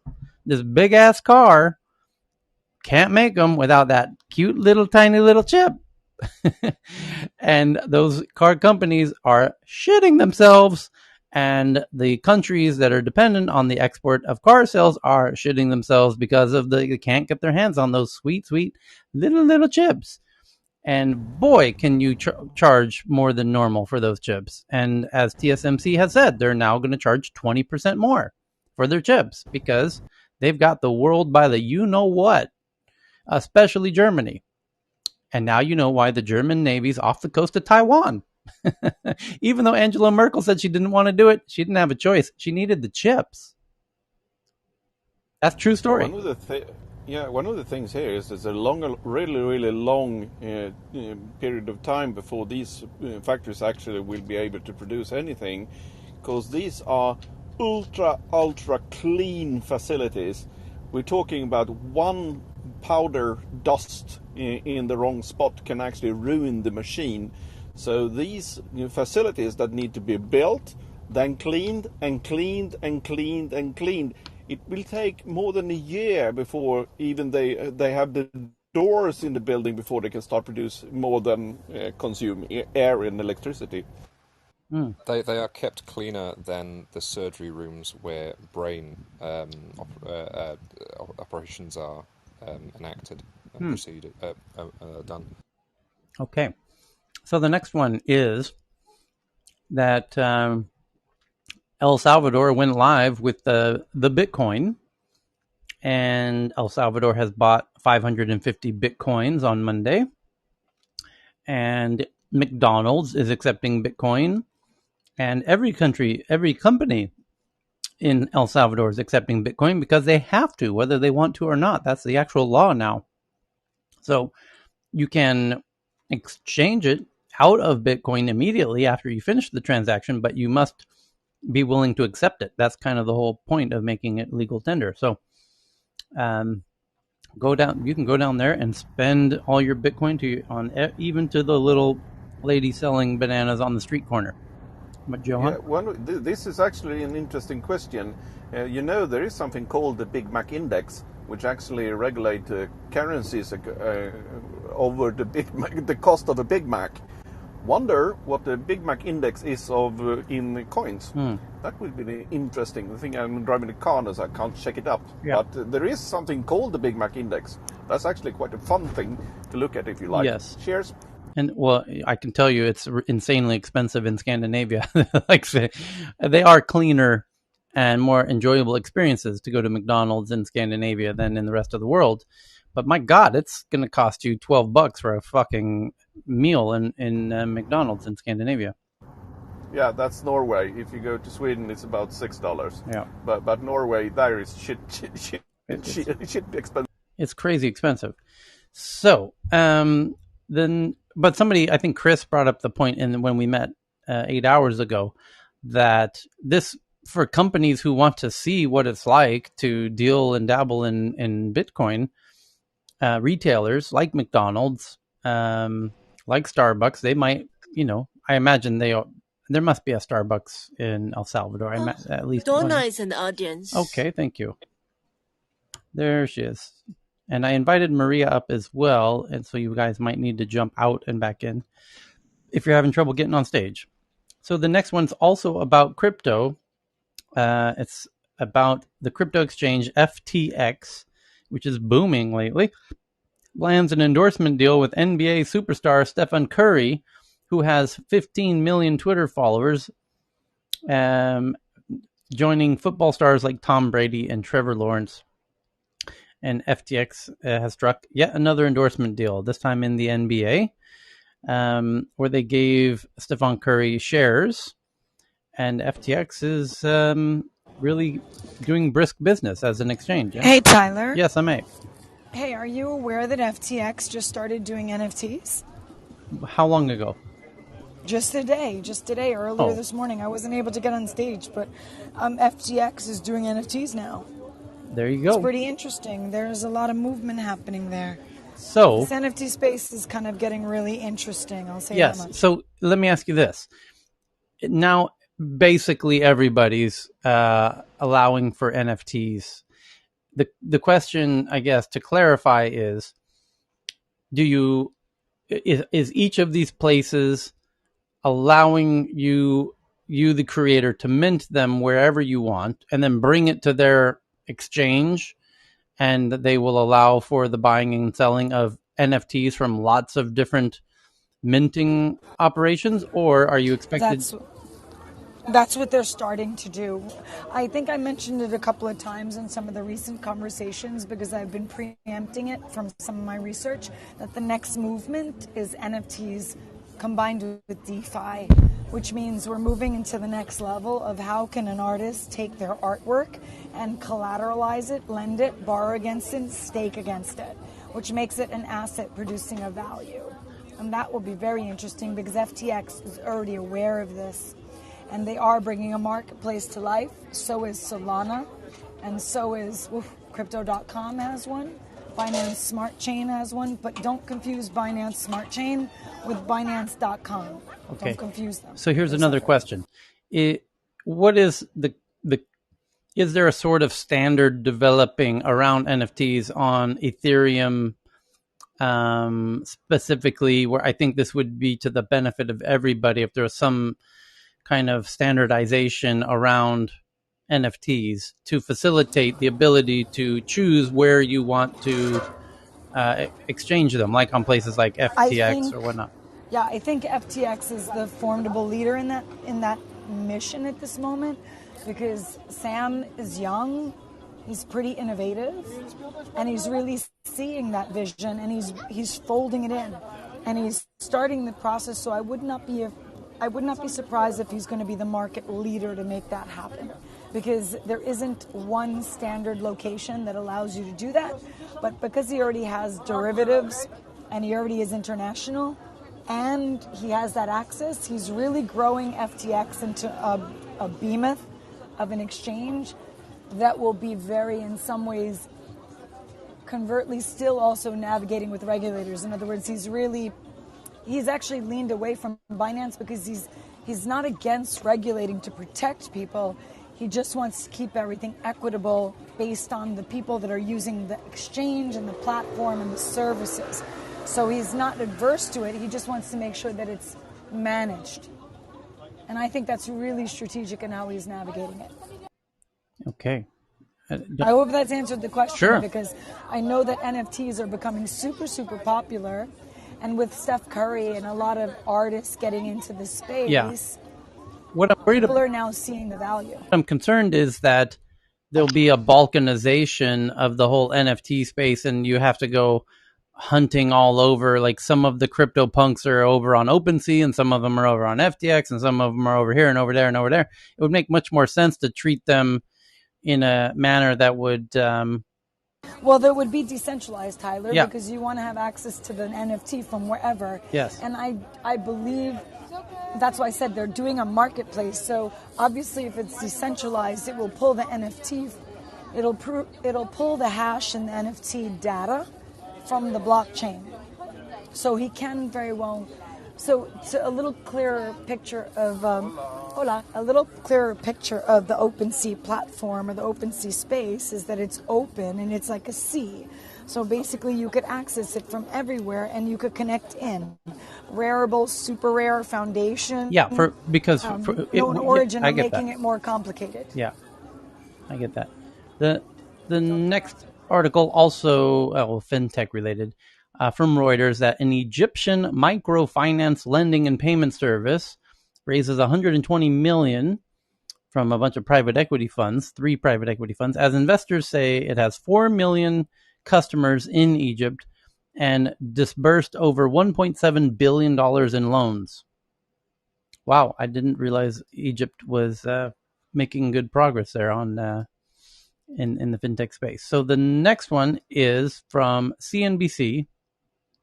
Ford proudly announces that it has hired away Doug Field, who I don't know if he started at Tesla and then went to Apple, or if he was at Apple doing the Apple Titan car project and then went to Tesla. I forget which order he went in. but he's now going to Ford as its Chief Advanced Technology and Embedded Systems Officer. Ford Motor has hired former Tesla and Apple executive Doug Field to lead its emerging technology efforts, a key focus for the automaker under its new Ford Plus turnaround plan. And Benedict Evans took to Twitter to say the iPhone was not a Nokia with a nicer case, nor a BlackBerry done better. It was a completely new concept. What would an Apple car do that wasn't just a Tesla with a better interior? Well, Tesla's much more than just a Ford, but let's see what Ford has in store now that they get some smart folks into the team. Hey, Tyler, do you want me to read the thing I read a couple hours ago from the information on this thing, or you don't? Yeah. Okay. So there's a little blurb in the information that says Apple's loss of senior auto executive Doug Field to Ford tells us two things. One, Ford is a more serious rival in electric cars and other new technology than perhaps people give it credit for. Two, the reverse is likely true about Apple. As long as Field has stayed at Apple, his experience in the field, he previously worked at Tesla and at Ford, had made him a symbol of Apple's prospects, even when the company cut hundreds of workers from its Project Titan car effort 3 years ago. His loss, therefore, immediately raises questions about where Apple goes next.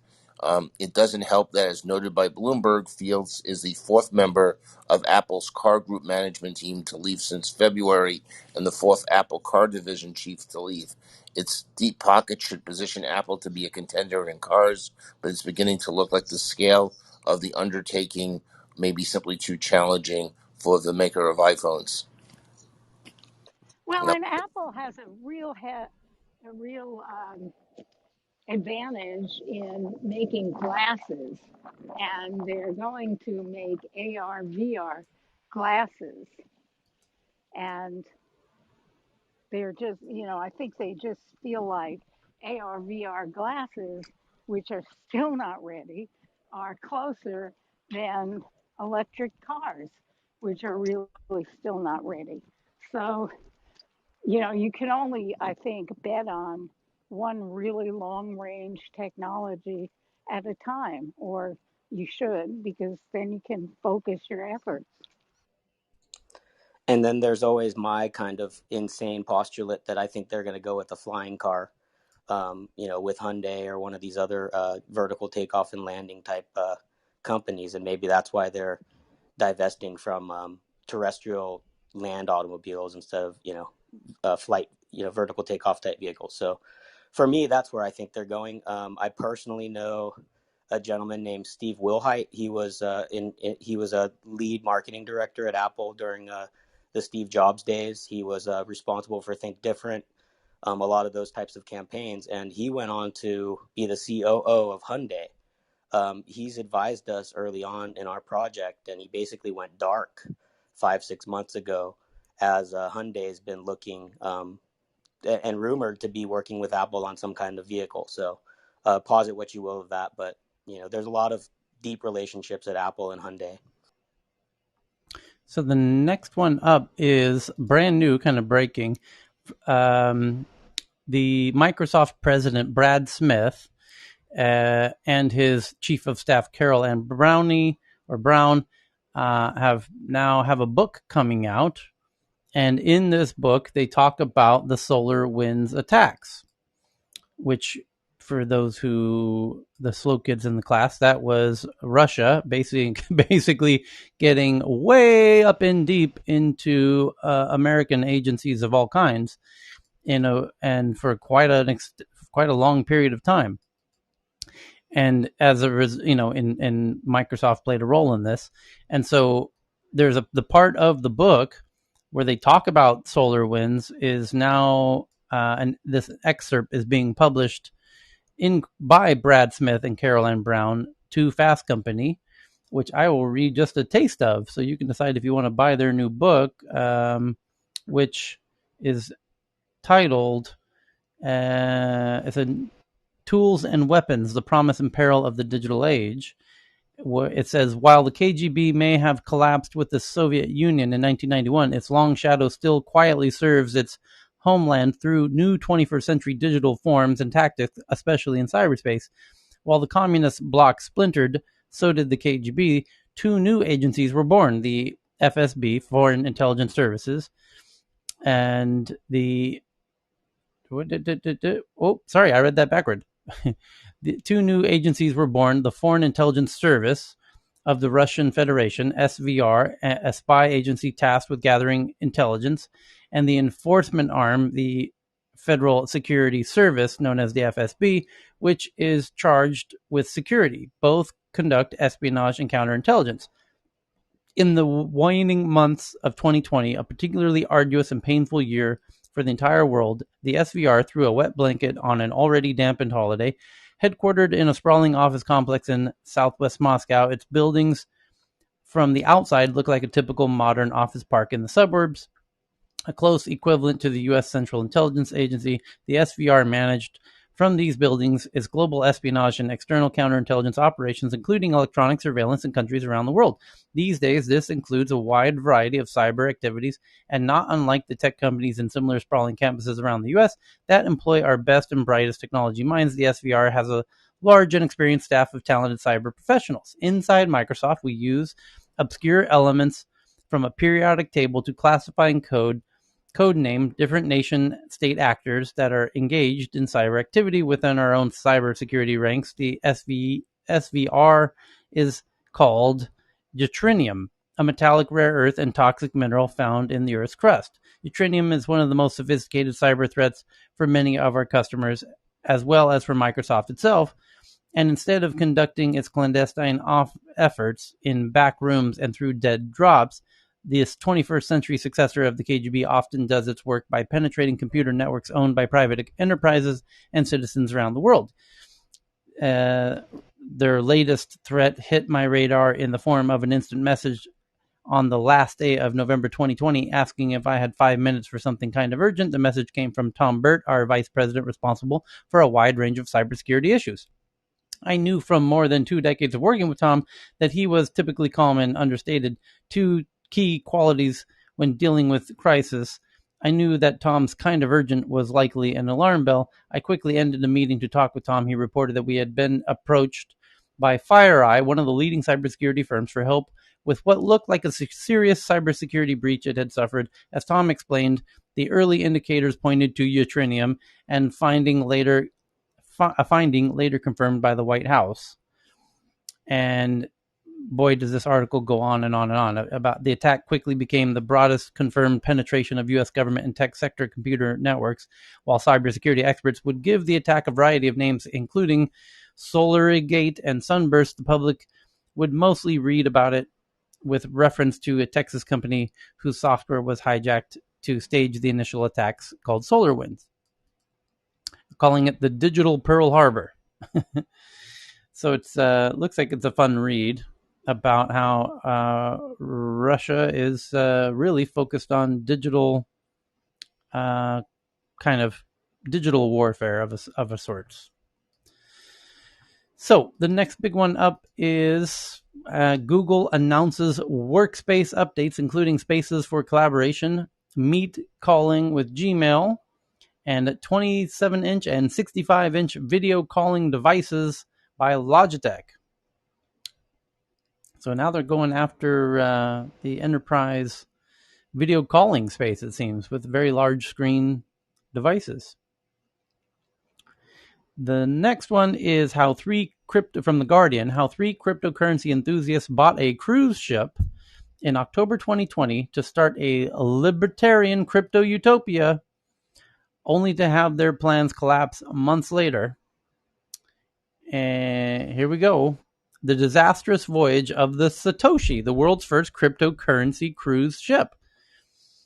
And they tried to make their own libertarian crypto utopia, and it didn't work out. On the evening of December 7th, 2010, in a hushed San Francisco auditorium, former Google engineer Patrick Friedman sketched out the future of humanity. The event was hosted by the Thiel Foundation, established 4 years earlier by the arch libertarian PayPal founder Peter Thiel to, quote-unquote, defend and promote freedom in all dimensions. From behind a large lectern, Friedman, grandson of Milton Friedman, one of the most influential free market economists of the last century, laid out his plan. He wanted to transform how and where we live, to abandon life on land and all our decrepit assumptions about the nature of society. He wanted, quite simply, to start a new city in the middle of the ocean. Friedman called it steadfasting, homesteading the high seas, a phrase borrowed from Wayne Gomlich, a software engineer with whom he'd founded the Seasteading Institute in 2008, helping buy a $500,000 donation from Thiel. In a 4-minute vision dump, Friedman explained his rationale why, he asked, in one of the most advanced countries in the world, were they still using systems of government from 1787? If you drove a car from 1787, it would be a horse, he pointed out. Government, he believed, needed an upgrade, like a software update for a phone. Let's think of government as an industry where countries are firms and citizens are customers. And you get the free version where you don't get any school or medicine, Medicare, healthcare. And then you get the pro version, get some education. You get the super deluxe pro version, and then you get the access to the hospitals. Why not? Monthly subscriptions for governance, citizens. Let's do it. So Friedman called it steadfasting, homesteading the high seas. The difficulty in starting a new form of government, said Friedman, was simply a lack of space. All the land on Earth was taken. What they needed, well, China would disagree. They just built some sandbar islands in the South China Sea, so there. But what they needed was a new frontier, and that frontier was the ocean. Let 1,000 nations bloom on the high seas, he proclaimed. And he wanted seasteading experiments to start as soon as possible. Within 3 to 6 years, he imagined ships being repurposed as floating medical clinics. Within 10 years, he predicted small communities would be permanently based on platforms at sea. In a few decades, he hoped there would be floating cities with millions of people pioneering different ways of living together. And it goes on and on and on. And there's even images and renderings of what they hoped these future cities would look like. And they did buy the ship. And with 777 cabins, and it was auctioned off. But in the end, it didn't work. But it's an incredibly long article. My goodness. And they do mention in this article, there's even a photo of an interesting gentleman who tried to set up one of these seasteading devices off the coast of Thailand. And he was met with the Thai Royal Navy, who they are not known for their sense of humor, the Thai military. Don't try and crack any jokes if you should ever encounter them. And this guy, thought he was clever, being off the coast of Thailand, off the coast of Phuket. He was an American, and he went into hiding. First, they approached his vehicle, and then they said, "Don't go anywhere. We'll be back." They're bringing the authorities, and he got the hell out of town, and has not been heard or seen from since. But anyway, really interesting article, and it's too long to fish out exactly the juicy bit as to why it didn't work out. So we'll leave it a mystery and tweet that one out, as I just did to the Tech News Twitter account. Other articles at the moment. HBO says that HBO Max will launch in Sweden, Denmark, and Norway, Finland, Spain, and Andorra, which no Americans ever heard of. It's a cute little piece of land in between Spain and France, up in the mountains, on October 26th, followed by 14 other European countries in 2020. So here comes HBO Max. New York Times reporting that an overview of disparate federal and state data privacy laws in the U.S., where no singular GDPR-like federal law covers the privacy of all types of data. Oh, okay, never mind that one. Another headline says Chinese investors and VCs who helped fuel India's tech ecosystem lose out in India's tech IPO boom after having to cash out early amid geopolitical tensions. That's true. That not only were the Chinese apps kicked out of India, creating a vacuum to be now filled by dozens of domestic Indian unicorns, but so were all of the Chinese investors and VCs, also ceremoniously booted out of India. And they lost out on that juicy Indian tech boom. Next one up is from the Washington Post. It says nearly 8 months into his term, Biden has yet to pick new leaders at the FCC, delaying action on key agenda items like reinstating net neutrality.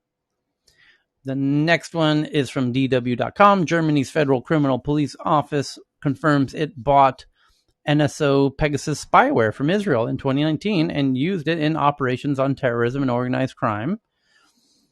So that's now being revealed. Hulu's raising their prices $1 a month. And we mentioned yesterday that there's an investigation that found that Facebook has over 1,000 contractors moderating private end-to-end encrypted WhatsApp messages and images when they are reported by users. So a user can report that they're flagging a conversation, which is end-to-end encrypted, and then somehow magically it becomes unencrypted for Facebook's contractors to moderate when that was not previously known. So those are the big and boring headlines. And now we get to go into the really interesting, crazy headlines that people are tweeting in from all over the internet and the interwebs, like this one. And my apologies for forgetting who sent this one in. It's from Gizmodo, and the headline reads, "Self-driving cars? ? No, sign me up for a future where we all ride intelligent robotic unicorns." Taking Boston Dynamics' spot one step further, XPeng is they're trying to call themselves they are the leader in the electric vertical takeoff and landing vehicles. They look like a drone, but with you can ride in. And the first one they made was a one-seater. Now they have a two-seater, and you can fly in this drone basically, and it's autonomous. It drives itself. It flies itself. You don't have to do anything. You just type in where you want to go, and it takes you there. And so XPeng definitely is not afraid of crazy new technologies. And now they've created a rideable unicorn, a digital horse. It's a fucking horse robot that you can ride. It seems inevitable that one day most vehicles won't come with steering wheels, but who says an autonomous vehicle has to look like a traditional car? XPeng, a Chinese maker of electronic vehicles, has proposed an alternative mode of autonomous transportation, a rideable robotic unicorn that provides not only transportation but companionship too. And you can see this robotic horse, or sure, call it a unicorn. It does have a tiny little horn on its head now that if you look closely. So technically, I guess it's a unicorn. So I'm going to tweet that out just in time for Christmas. And if you happen to have a daughter who says she wants a unicorn, well, this might be the Christmas. Yeah, and there's a YouTube video. It's the XPeng's world premiere of a robot unicorn that you can ride. Okay. Wow. The next one is from Tomoko out of Japan. The 5 reasons video games should be more widely used in schools. Gamification is not that bad if it helps too. While China has taken steps to rein in the playing of video games among students during the school week, a U.S. scholar makes a case for why he thinks that video games should be more widely used in school. I totally agree, actually. And I think Duolingo is a great example of that. They've really gamified language learning in a way that I think is way superior to most language teachers. And I can see that being applied to all kinds of subjects in the near future, which is why you might want to consider investing in Duolingo, except for the fact that they were just kicked out of China with all the other edtech companies, really lowering their market. But once the market factors that in, prices that in, I still think Duolingo's in a really good position long term. So the next one is from Evan. Do you remember this one, Evan, from Miami, about a new technology can now pinpoint emergency calls in seconds? So Yeah, it's amazing. Yeah, when you call 911, they often ask you, "Where are you?" And now they won't have to. They can pinpoint you precisely. Is the point of this app. Pinpoint emergency calls in seconds via app or text. So I'm tweeting that out. Thank goodness for that. Then, Evan, you sent in this other one about Iceland's new carbon sucking machine. Yeah, it looks like Iceland's going to be the first to implement this carbon capture. Destruction carbon capture solution. Yeah, amazing. It looks massive, and they're claiming it to be the world's largest carbon sequestering machine of direct air capture. CO2 sucking machine, the largest DAC plant in the world, will open September 8th. That's today in Iceland.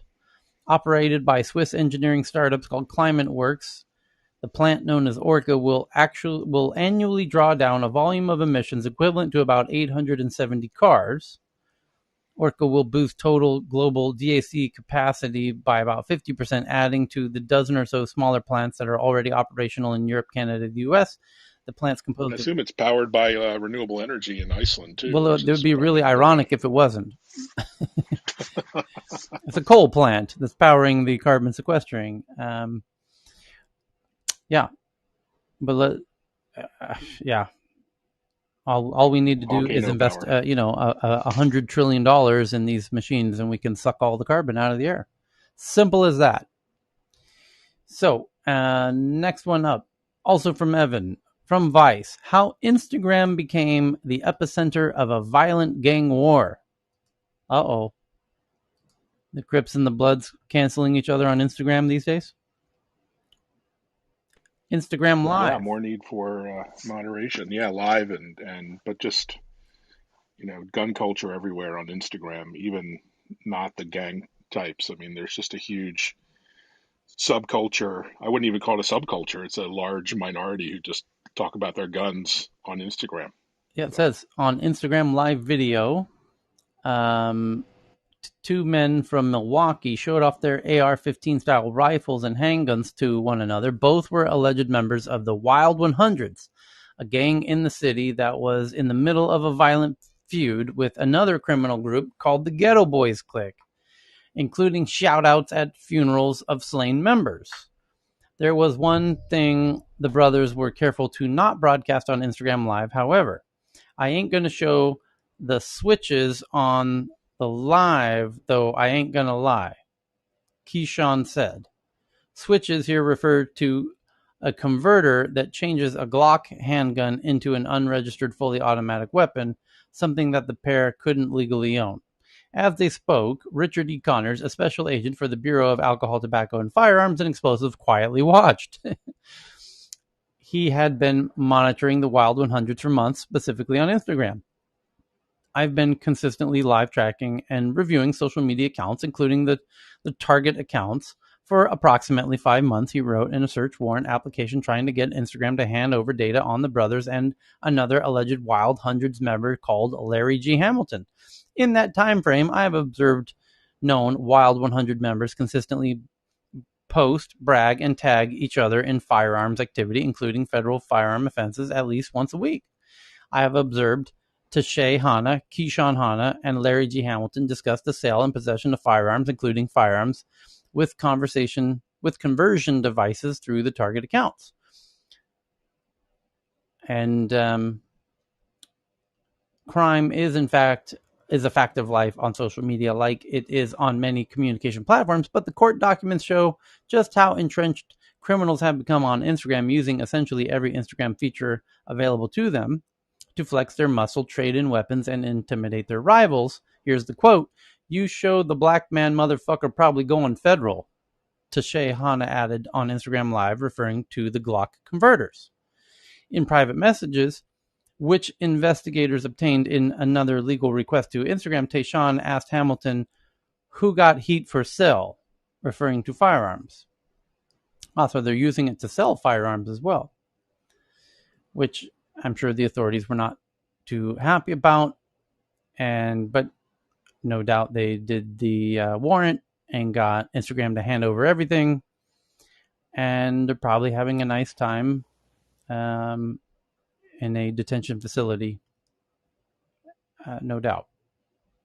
So yeah, don't publicly do illegal stuff, I think is the moral there. And the next one up is that submarines may become motherships for drones. Evan sent in this one as well. And this one's from the National Interest, that submarines may become motherships for drones. Washington's latest idea to have a drone-carrying submarine. Imagine the future in which a nuclear-attack submarines can deploy undersea drones to hunt and possibly kill enemy subs. The U.S. Navy, at least, is taking steps to make this a reality. What impact could this have? On the one hand, the submarines could shake modern anti-submarine warfare to its core, making existing platforms vulnerable or obsolete. On the other hand, the development of these could reinforce existing hierarchies. In contrast to popular understanding, establishing organizations are often the best at adapting to disruptive military innovations. The future of the U.S. Navy depends to a great extent on which of these becomes a reality. Motherships for drones. Conclusion. The conclusion says that the U.S. Navy turns to drones to kill Chinese submarines after it loses the bulk of its nuclear fleet. Desperation offers strong motivation for innovation. With advances in communication and AIs, it's not at all impossible to imagine scenarios in which nuclear sub-motherships deploy lethal forces of killer torpedoes capable of remaining on station for days or longer while waiting for a victim. This requires a certain tolerance for risk, of course. Even under the best conditions, operators sometimes lose control of their drones, but it also offers a way in which the large, powerful nuclear attack subs of the U.S. Navy can reclaim the advantage they may be losing against the small, quiet AIP boats increasingly used by the world's navies. And that might be of particular interest to a lot of people because America is sending its 3 nuclear submarines to the South China Sea as we speak. So, Tomoko sends in this one about Toyota as being reported by Nikkei Japan, so it's probably true. Toyota to invest $13.6 billion in batteries for EVs and hybrids by 2030. So it looks like Toyota's ready to go EV while lagging behind the rest of the world. Toyota not outsource battery like its competitors. Toyota had a JV with Panasonic for lithium batteries after absorbing all necessary technology. Does everyone remember that Toyota was the original investor in Tesla? Or they were a major partner initially, yeah. Okay. As was Panasonic. Yeah, Panasonic was helped make the batteries. Yeah, the Gigafactory was a partnership with Panasonic. But they invested quite a lot in hydrogen, didn't they? And that's where they put in a lot of their effort. I happen to know that my buddy Peter Carlson from Northvolt happened to having acquired a lot of the top talent from Tokyo to work in Sweden and with Northvolt to build the Gigafactory in Europe for the Germans to do electric vehicles. So there might be a lack of the top talent now. The lithium battery talent in Japan, which is why that's notably one of the places where it's taken them a while to announce the plans to do a big EV push. But that's the one we were waiting for. 13.6 billion. That's enough. That'll build you 4 big EV factories, 4 gigafactories essentially. BB sends in the next one from South China Morning Post that China, with more than 2 billion doses of vaccines administered, and they've now vaccinated 2/3 of the population in a COVID-19 herd immunity race. China vaccinates 2/3 of population with more than 2 billion doses administered. 67% of the country's people are fully vaccinated, according to Disease Control Bureau. And that sound that you hear is Thailand laughing its ass off, who also took the Chinese vaccines, which proved to be utterly useless. against the Delta variation. So let's hope China has better luck with their own vaccines.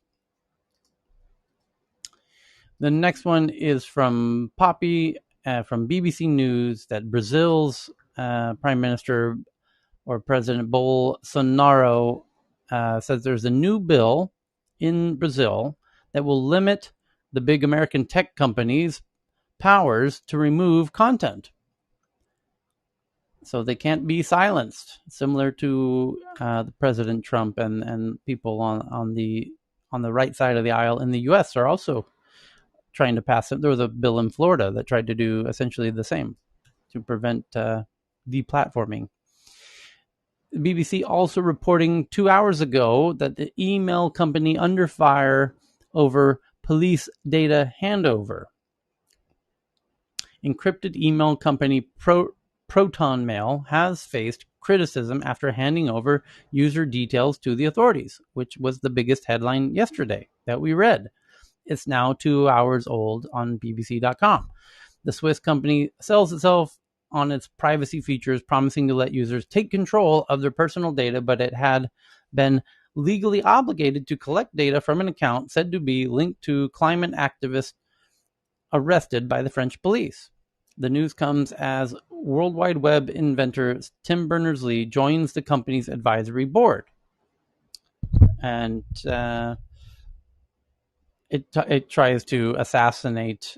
It's a hit piece on Proton Mail for their kind of trying to point out its hypocritical position here, where they say they only reveal data that is, of a serious crime, and this climate activist squatter is not terrorism by any stretch.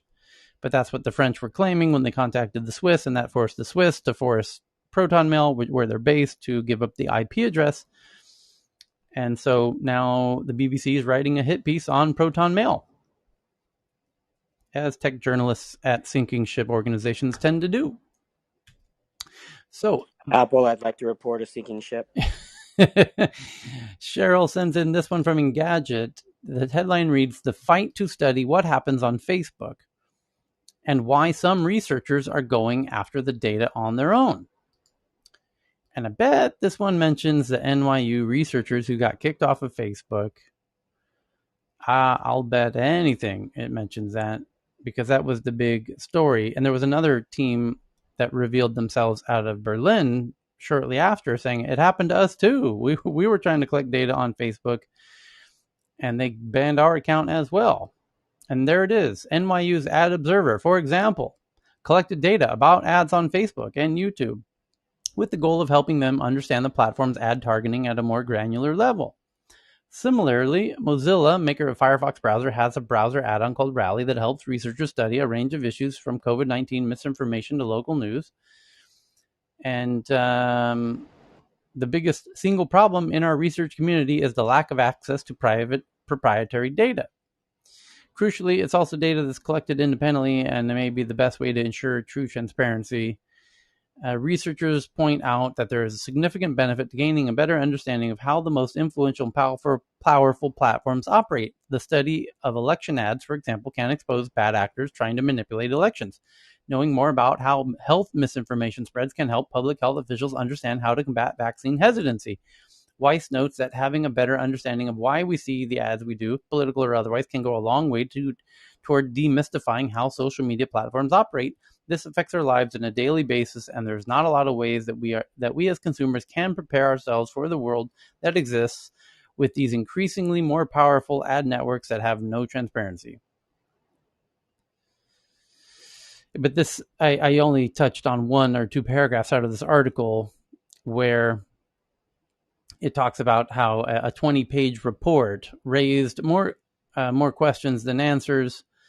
For example, it showed the most viewed URLs on Facebook and was seemingly obscure website associated. So it goes into how Facebook is trying to distort the narratives around what content is seen and engaged on in Facebook, and how they are trying to claim they are transparent by showing what content is engaged with and is popular on Facebook. But in doing so, they're really intentionally trying to distort the whole narrative around what's happening on Facebook. So I tweeted this one out from Engadget, and thank you to Cheryl for that one. The next one's from Lucast from The Sun in the UK.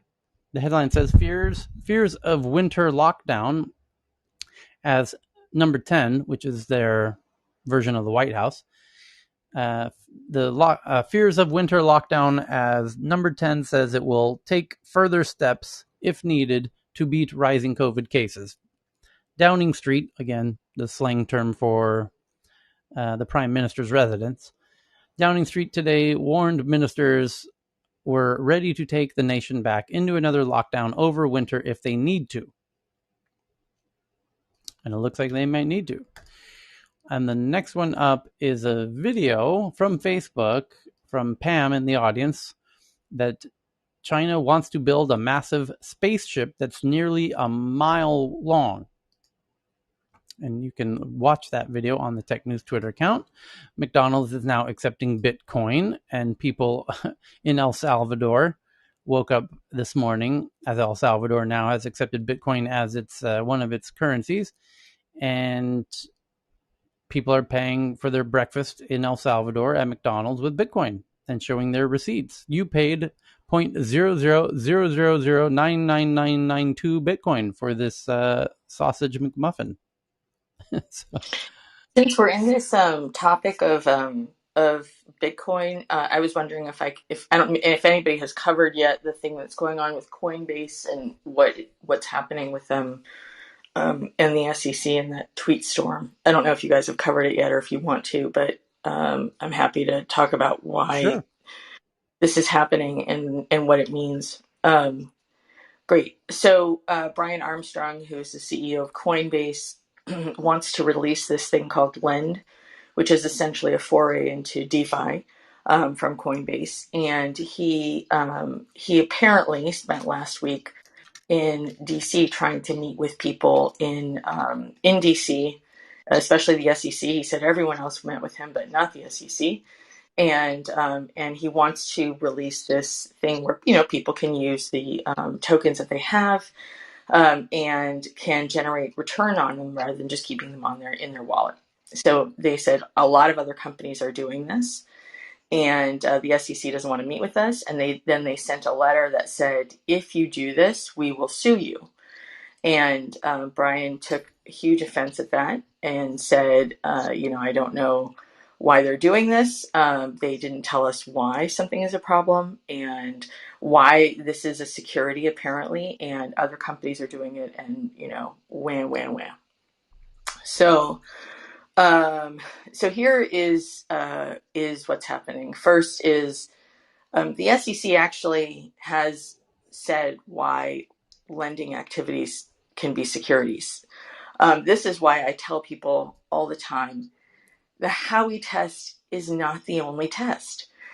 People are continually taking this one thing from one type of security and saying, this is all you have to meet in order to meet a security. But there is a huge list of things that are always securities, regardless of what you're doing with them. And then there's another list of things that may be securities, depending on what you're doing with them.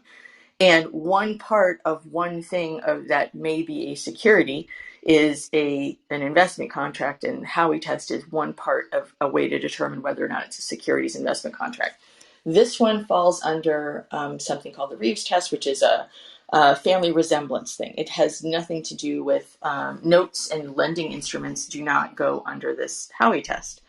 And this is actually not even new law. This is like from I don't know, the 90s or something like that, right? It's settled law that this is how you determine whether or not something is a securities, and there are certain things that you have to be like in order to not be a security. Otherwise, you are de facto a security. And then the other part that you look at is in mutual funds and other types of funds, lending securities has already become standard practice. And it's for the same reason. It's to provide liquidity and also provide a return on securities that otherwise would just be sitting there. And it's so for the same reason you also say, okay, well, look at what's happening already, and they're deemed securities. So it's facetious to say that the SEC didn't tell me, we're trying to be compliant. I get that, but it's not really the truth that the SEC has not, they're not obligated to tell an individual company that their company's actions will be a security. That you do it, you can do it and then find out later if it is or isn't. Otherwise, you go through a formal process called a no action letter. And there you can see whether or not it's a security. But this whole concept that they have is, and the outrage generated is a problem for two reasons. One is it implies that the SEC or any government agency cares at all what public opinion is. Everybody if you have a company that deals with anything with securities, they do not care if anyone likes them. Nobody cares. This is not a popularity contest. This is civil service. No one cares if you hate them or if you think they're mean or unfair. So getting an entire industry up in arms doesn't matter. That's not what they care about. That's not what they're there for. So I just want, if anybody out there is running a company that has anything to do with securities, just stop doing that. It looks bad. It doesn't actually help anything, and it looks bad. And then there's also Gensler's statement that he thinks nearly every crypto is a security, and he's already made a bunch of statements saying he's going after DeFi.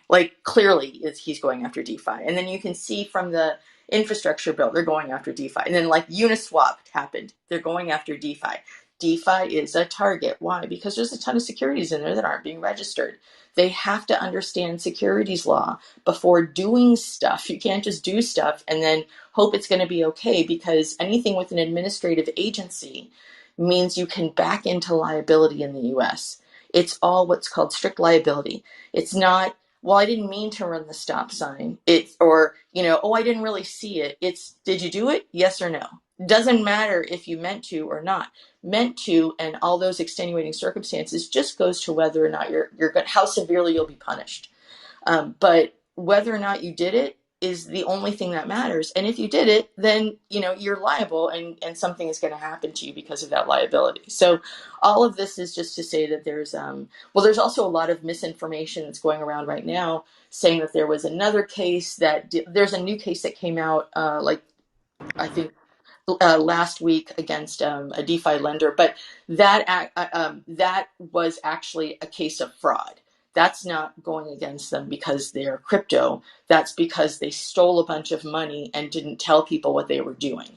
That's different. It just happens that the vehicle they chose was a DeFi app, but that doesn't mean that that's the landmark case that should have told everyone this is what is happening. That's just another, don't steal stuff, please, because we don't like that either. So anyway, that's what I have on it. If anybody's questions, obviously let me know. But this has been, I've heard so much misinformation and so much, there are rooms here now that are open about, the horrors of government or whatever. And the truth is that none of this is secret.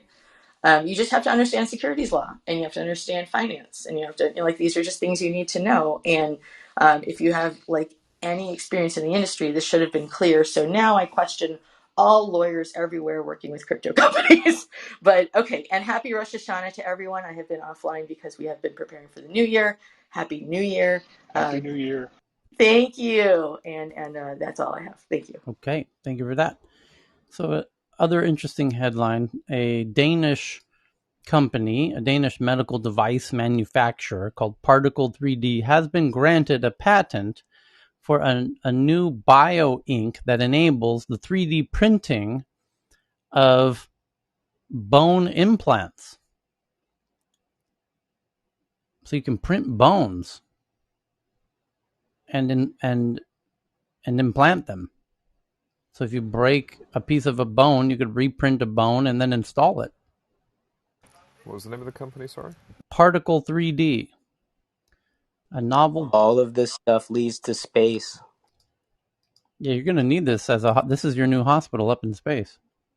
a novel bioink that enables 3D printing of fully resorbable porous bone implants.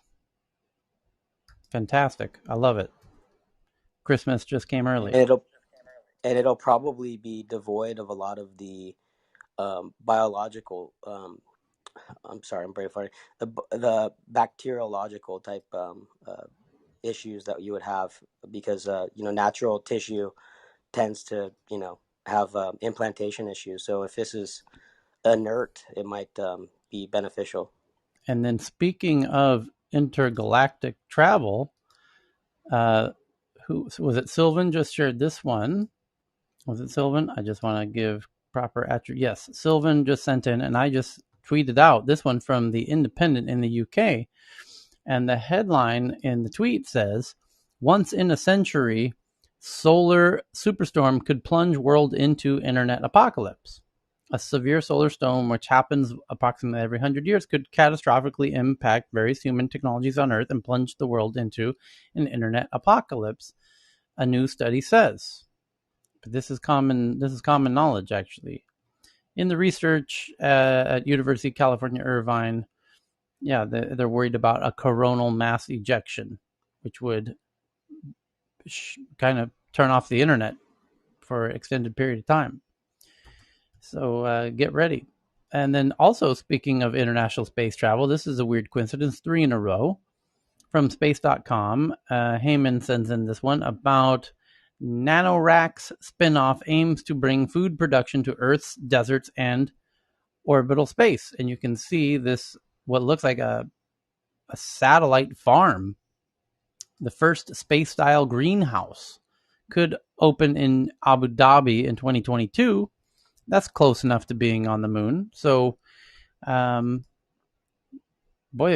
certainly the UAE should certainly embrace, or maybe Saudi Arabia could really embrace their lunar-like desert for testing out space technologies like this very futuristic food production facility. Very cool. The next one is from Evan from Wired UK. The battle for control of Afghanistan's internet. The Taliban has yet to decide what to do with the internet in Afghanistan. The same is true for the global companies that underpin it. Good question. The next one, also from Evan. This is a wild one. From Vice, the headline reads, "They follow you on Instagram, then they use your face to make deep fake porn." In this, it's a sex extortion scheme. So then they make deep fake porn with your face. They show you the videos and say, "Pay up or we're going to make this go viral." The police say it signals a new wave of cybercrimes. To which I say, bring it on. Bring it. Oh, come on. What do you mean bring it? How much the real question is, can I make money off of this somehow? Is someone willing to pay to put my ugly face? Let the bidding begin at 1 Satoshi. So the next one is from Lucast from the New York Post. Rutgers University bans an unvaccinated student from attending Rutgers University virtual classes. Because, viruses, computer viruses. A New Jersey student has said he is barred from taking classes at Rutgers University because he has not been vaccinated, even though he's only attending virtual classes. We've just reached a whole new level of craziness. That's wild. Facebook. Oh, come on, Tyler. You know where that will be. That will be computer says no, right? That will be a document on a website. Someone is supposed to fill in. They're like, "Are you a student? Yes. Have you got your vaccine? No. Okay. Omitted from course." Yes. That's just computer says no. Maybe they can ask him to wear a mask on Zoom, and they'll let him join. Compromise. Yeah. Or maybe you could just does Zoom have now a mask setting to show that you're wearing a mask? They do. Yeah. They do, actually. Fair enough. So Evan also sends in this one from Axios that Facebook admits that they have a trust deficit, quote unquote. As it looks to launch its own digital wallet, Facebook needs to convince regulators skeptical of its power that it's a good idea for Facebook, to have a digital wallet, despite all of the problems that we have with data and, national security issues and election meddling and COVID misinformation. And, we could be here for a month if I read off all of the headaches. But we should have a digital wallet. We should be we should be the way people pay for things. What could go wrong? It was just so. Yeah, and what's? Yeah. Oh, go ahead, Tyler. I mean, it was just social media data, and that turned into a shitstorm. What could happen if we took over finances? I mean, really. Yeah, I mean, that's my point. I mean, they have an issue with regulators and they have an issue with users. So, yeah, good luck with that. Exactly right. Good luck with that. Yeah, I don't see how that will end well, and I don't. Yeah. So, tweeting that one out, and then we've got this one from RCC in the audience. This one's coming from news.stanford.edu. That's Stanford University. How to change the future of technology from Stanford. 3 Stanford professors want to press Control-Alt-Delete, meaning restart, reboot your computer, on how we think about the relationship to big tech in a new book called System Error with an American flag. They want to reboot America. We've had a blue screen of death, system error. Time to reboot is the message in that book. Renjant sends in this one about Revolut developing buy now, pay later product. The fintech firm Revolut's preparing to launch buy now, pay later feature, becoming a rival to Klarna and Square, who bought a buy now, pay later, and PayPal, who just bought a buy now, pay later. And Dr. Donish sends in this one from Slate. The headline reads, "Just say it, the healthcare system has collapsed. Delta hasn't brought us to the brink or the edge. We were way past that. Our healthcare system has been built on rotten infrastructure, and now it has collapsed. Let's be honest." According to Dr. Donish. Donish, are you with us? Is he on stage? Not at the moment. I don't see him. Okay. But that's the headline from Slate, and kind of relates to the last headline of the Stanford professors who want to reboot. Yeah, Tyler, this is John. I can comment a little bit on that. It's so hard to get things done in healthcare for so many reasons, and it's so exhausting. The burnout before COVID was huge. The burnout now is even bigger, and so we're going to see a persistent mismatch between qualified resources and demand as a consequence of how difficult it is to get things done safely and efficiently within healthcare. And until some of those systemic issues are addressed, which would require collaboration across the aisle in DC to unburden some of the friction in healthcare, it's hard to see how people are going to come home every day and say, "Wow, I love the experience I had today," and I think this is so epidemic in the provider community right now. I mean, you see testimony from people on the major networks about just how exhausted they are, and it's hard to see how we can throw money or more resources at the problem. It's a structural issue. I totally agree. My husband is a primary care physician, and he has loved his job for many years. He just loved it. Like, just there were some bad days, but generally speaking, everything is great. He is like near burnout, and so's like most of his practice group and the people in the hospital that round with him. I mean, it is real. There's something that is going to break in the system soon, because I've never seen this sort of endemic. It's incredible. Like the strain has been really bad, and there's nothing systemic really that is that is addressing the problem. There's nothing lightening the load. There's no offsetting of resources. There's no protection. It's still this very like, see all the patients when they come in, whether they're late or not. Make sure that you do the charts. The charts are a nightmare. That is EMR made everything worse. I mean, electronic medical records made everything worse, worse, worse. Like, it is just a terrible mess. But I mean, it's bad, and that means that, when people get burnt out, they stop paying attention, and that's dangerous. So I think we're getting to a crisis here. I mean, it's I've never really seen this kind of intensive group sort of fatigue. Okay. And I just, as an Teddy example, wants. I think the way it breaks is people recognizing that their physicians, their healthcare delivery system is not keeping up with best practices, and that they are individually suffering harm. I had a friend call me yesterday who said that her neurologist said you shouldn't get the vaccine because it might aggravate your migraines. After months of isolation, she finally decided, I'm going to get the vaccine. And the day before she was scheduled to get the vaccine, she came down with COVID. And of course, her migraines are 100 times worse ever since that event. And she received horrible advice from her neurologist. I have friends who have been told not to get vaccinated by their OBGYNs because of the risk of the vaccine. The evidence is overwhelming.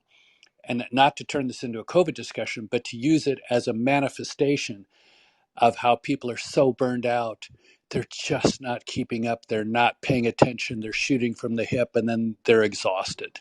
The manifestation of the broken system is going to be a decline in the quality of care, because, as was famously said a century ago, the secret to patient care is caring for the patient, and people are so burned out. They don't have, many of them on many days, don't have the reserve other than to just get through their day. It is really a crisis that is underreported. Hey, John, did you see the article about what's happening in Idaho? Basically, the state of Idaho has said publicly our healthcare system has collapsed, and they're going to start rationing care. Any thoughts on what's going on there, or is it just another one of the states? I haven't read the article, but it's happening everywhere.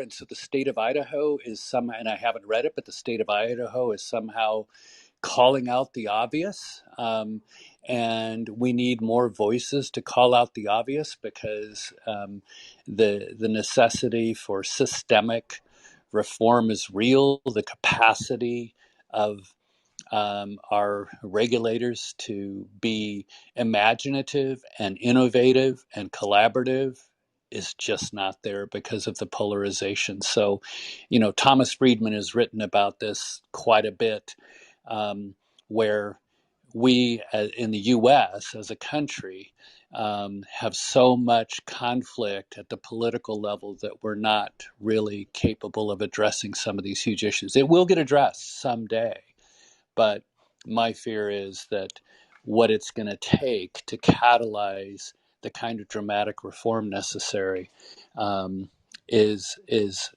unfortunately the current situation getting worse. It's not just the medical, right? There's what was that judge was recommending, and somebody in the legal space can correct me on the specifics, but some of those lawyers that were fueling the flames on the lie, the big lie, I think that judge kind of recommended that a handful of those lawyers go back to the bars for potential disbarment, right? That's So, we have, whether it's, we can be really polite and not use the word ignorance. We can be polite and not use the word, there's a bunch of other words to properly label it. It's not a problem of the politics. It's a problem of certain communities and certain specific ill-motivated individuals that have, in Congress, but also just outside of Congress, that have seized our democracy at a time during the pandemic, at a time just before this climate change, the shit is hitting the fan, and just on the heels of the elections. And so, I mean, there's symptoms and problems, right? So, I mean, it's in the medical space, medical provider space, there is a need for reconciliation against the bad advice. Those doctors need to be, that were anti-vax, there's got to be some kind of just process for them to kind of make a choice whether they want to continue in that field or not. Well, what's really interesting, actually. I mean, I agree. What's interesting is, do you know what group has led the charge in anti-vax sentiment in general? Like, they were originally the ones who were against vaccines before COVID, who were about essential oils and alternative medicine and like garlic oil instead of getting tubes in your ears if your kids have illness or whatever. That's the white middle class typical soccer mom. Though that is the group that has led the charge at some point in the late 80s, early 90s with this new age spiritualism movement that came in. This group overall has largely gone the way of this idea of medicine, that there's that everything plant or that they understand the ingredients of is better than medicine that has been tested and extensively researched and documented. And there is this underlying belief that understanding the ingredients is more important than efficacy and safety. They don't correlate these two things, which I always think is kind of ridiculous. Like, you understand what bleach is, but you don't want to pour bleach in your kid's ear instead of getting tubes in the ear. But there's this mistrust of medicine, and I don't actually have any idea, maybe somebody else knows, of how this got linked, where there's this distrust of medicine that happened.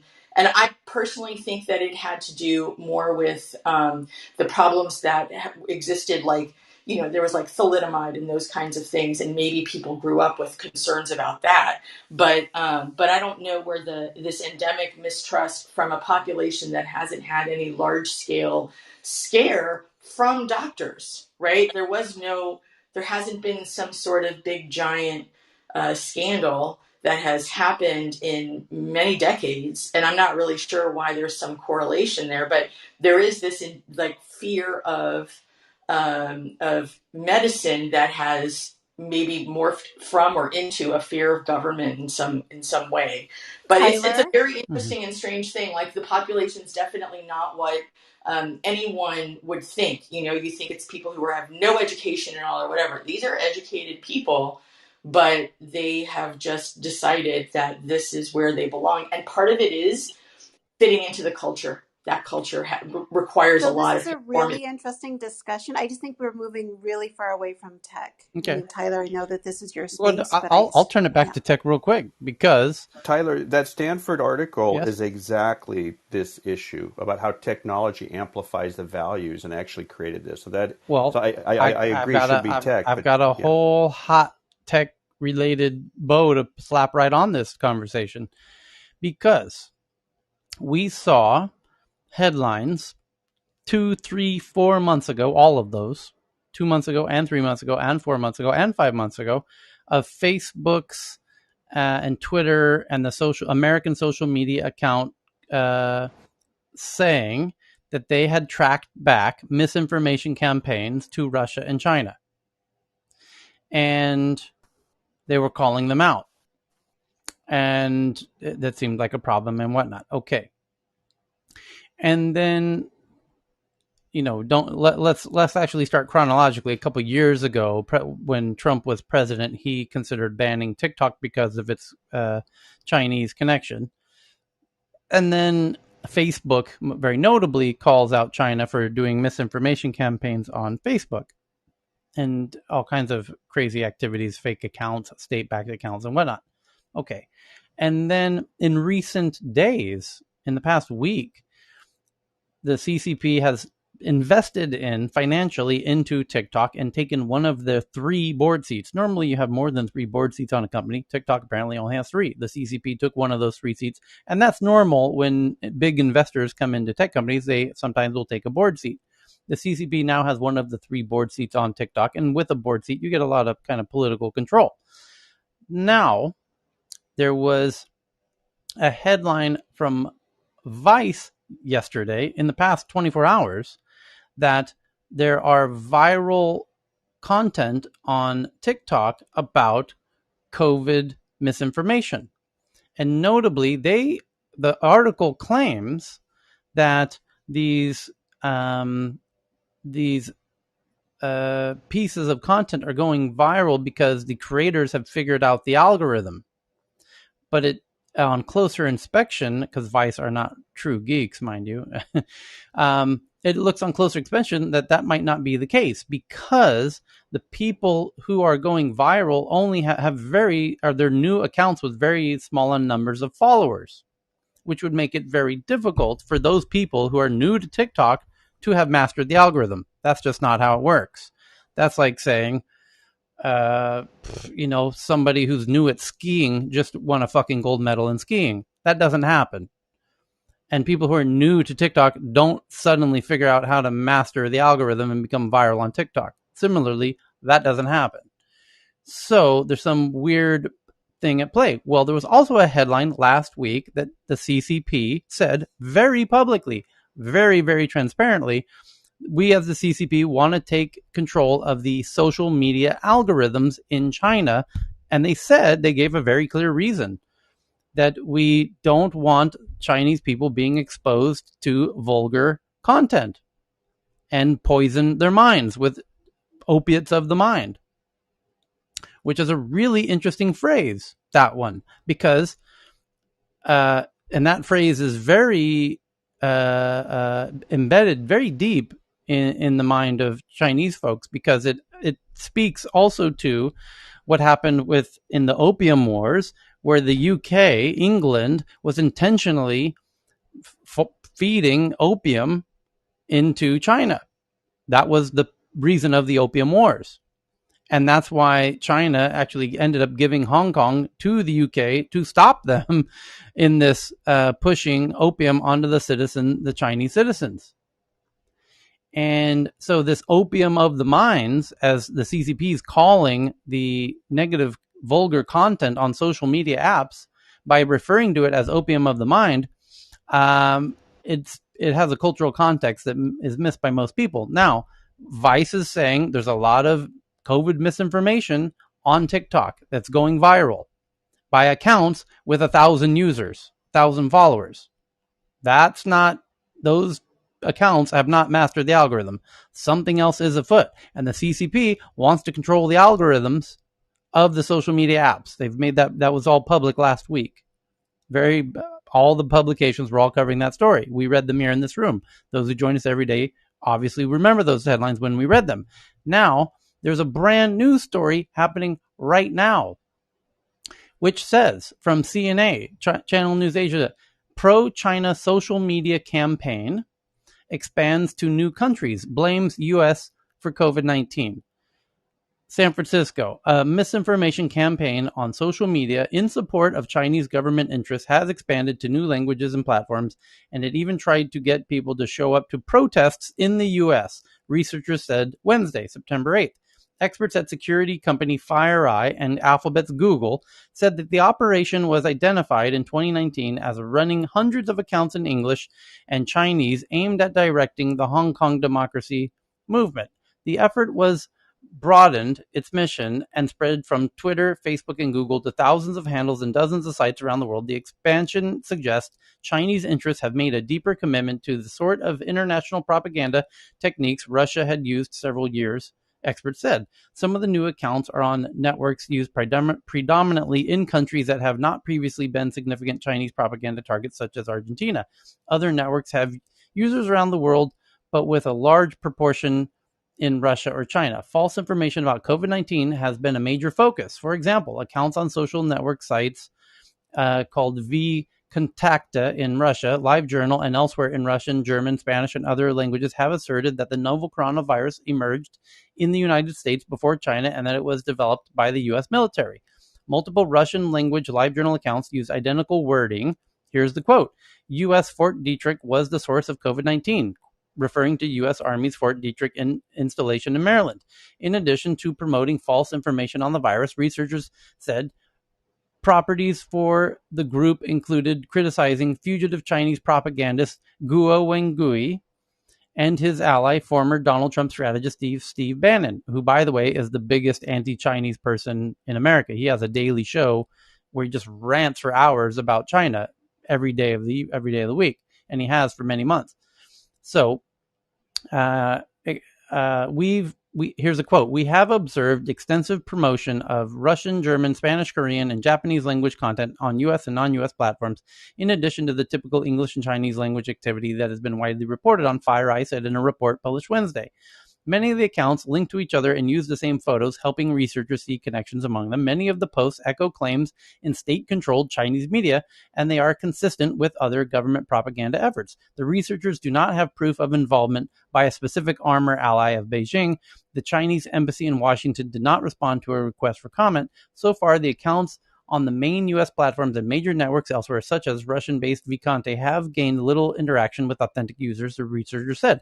A lot of it is tweeting into the void, said John Hudquist, vice president of intelligence analyst at FireEye. Some of the posts urge protesters to demonstrate against racism in the United States.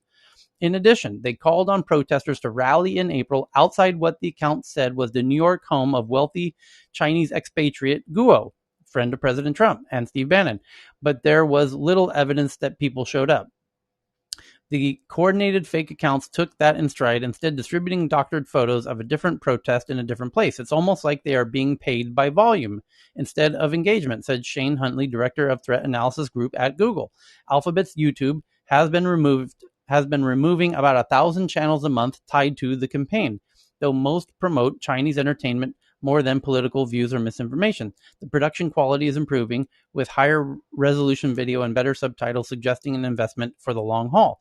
Though the accounts have not been successful at blending in and attracting native followers, Hudquist said he was concerned that the dedication of resources would lead to improved technique and more convincing misinformation spreading. They're clearly got a wide mandate that's global. Someone is giving them pretty broad orders, Hudquist said.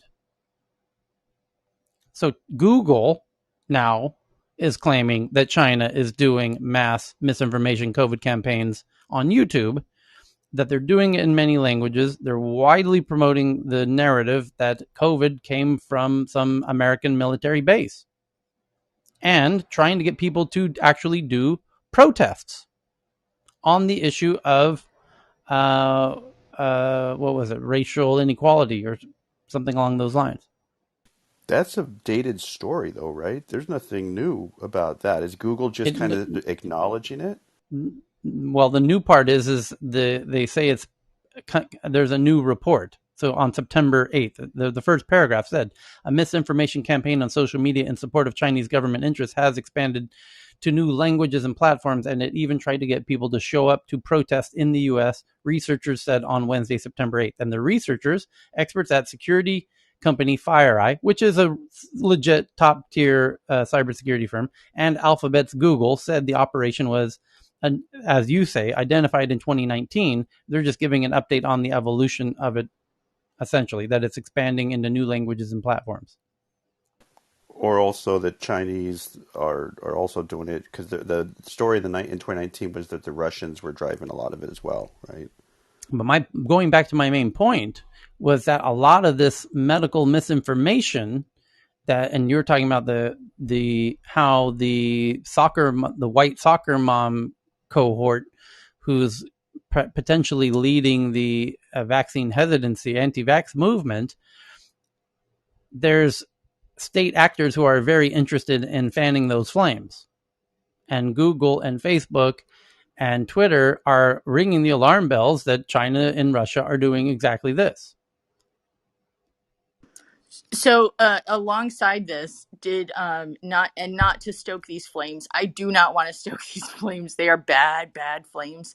But did you read at all about the gain of function issue with Fauci and this whether or not the U.S. funded the research in Wuhan that led to COVID? Did you read that at all? I might have. I've read way too much stuff about all of that, so it turns into mush. I meant on here today. I'm sorry. Oh no. I meant like, did you? So just as a tiny thing, because we don't know enough yet, but apparently, and this is just starting to circulate from early this morning, that so Fauci had claimed there was no gain of function research that was done in from the U.S. So the U.S. had a contingent of researchers in Wuhan studying what do they call the coronavirus in bats, and the gain of function is this idea of making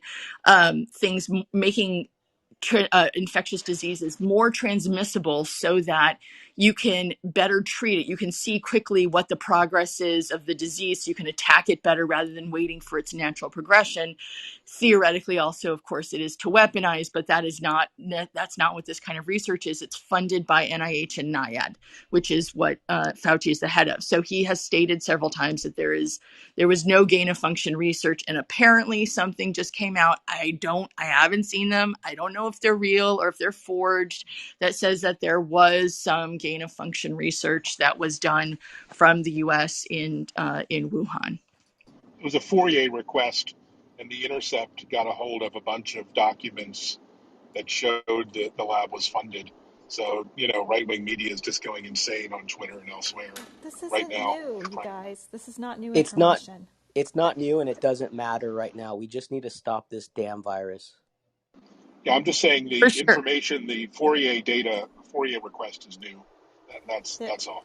there were many more BSL-4 labs doing gain of function research, many of which are funded by NIH internationally, and that is nothing new. It is nothing Fauci, frankly, was trying to hide even from the beginning.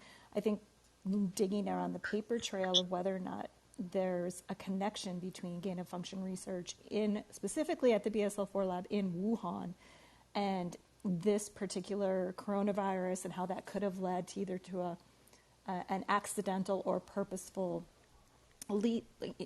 departure of the virus from the facility. I think that was yet to be sort of sussed out, and the cause of great angst and speculation and right-wing craziness since. But anyway, I just want to say that that isn't new, and whether there was something new that came out of this new FOIA request, Fauci's position on it and the NIH's, this is all public domain stuff. Like, you can see exactly how much money went to each BSL-4 lab around the world to do any sort of viral research and whether or not it was gain of function.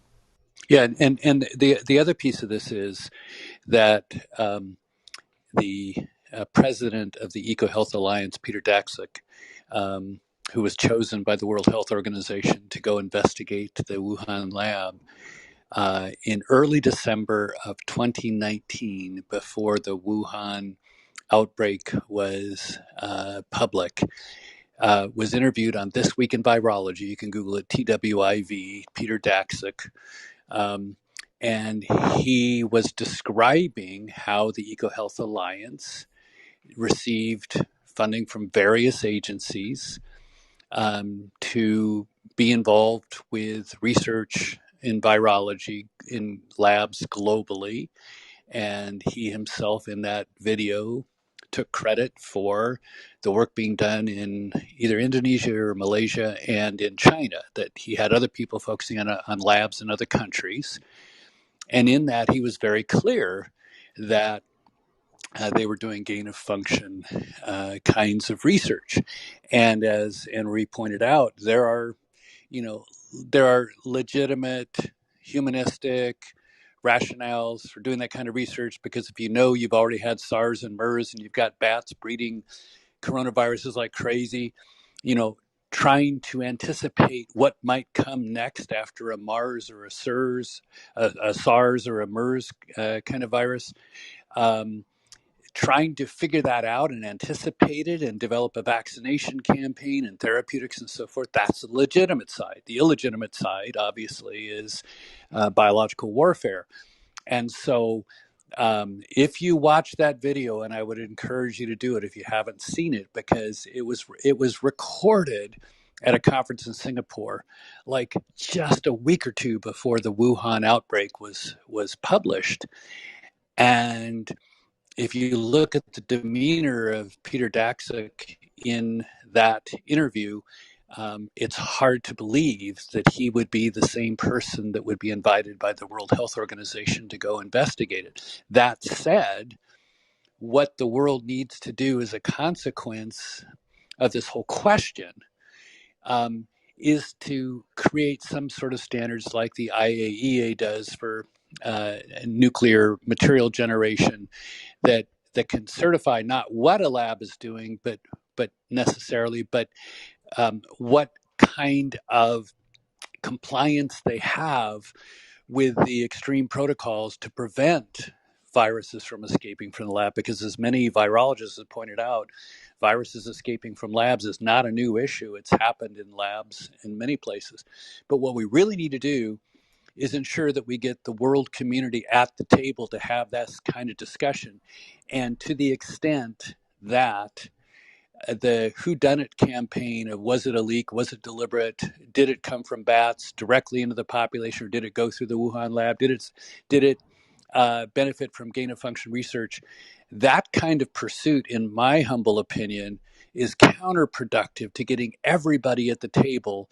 Because does China want to have another coronavirus emerge in Wuhan or somewhere else? Of course not. Of course not. The cost to China has been immense in so many ways. So to the extent that we take more of a how do we collectively fix it as opposed to a whodunit approach, the better our odds are of getting some international agreements and oversight about compliance, because these labs are going to happen whether they're legal or not. The question is, can we have some transparency into their security, their compliance with recognized standardized security measures, and use the full force of the international community, whether through the UN or some other agency like the IAEA, to say, you know what, we just audited your compliance, you're not doing so well, you need to shut down, period, until you fix your compliance with safety standards. Okay. Hey, John, I respect you and your opinions. May I ask, what's your opinion about the leak theory versus natural occurrence? I do not publicly speculate on that point. I have strong opinions. I do not publicly speculate. The point is, we need to stop the whodunit altogether, or China will never show up at the table to have this discussion. They must be at the table. We must get away from the blame game and get to the solution game. And we're not going to get there with this politicized, polarized campaign over whodunit. And China's going to insist the U.S. that it originated in the U.S. And this is just. It's a fool's errand, frankly, because if they don't have the goods and the evidence already, they never will, to the satisfaction of the world community. And so it's a fool's errand to begin with at this stage of the game. And we need to really shift the focus from blame to solutions. The house is on fire, folks, and we don't care why it started. We got to get out. Or put it out. It is, however, a very good way of distracting a population from your own shortcomings in dealing with the virus if you can get them to worry about blaming where it came from. Brilliant. Absolutely, yes. Okay. Other headlines here. Tomoko sends in one from Wired about a device that can tune your heart and then dissolve away. The latest in electronic medicine offers an alternative to temporary pacemakers and could help reduce scarring tissue. Very cool.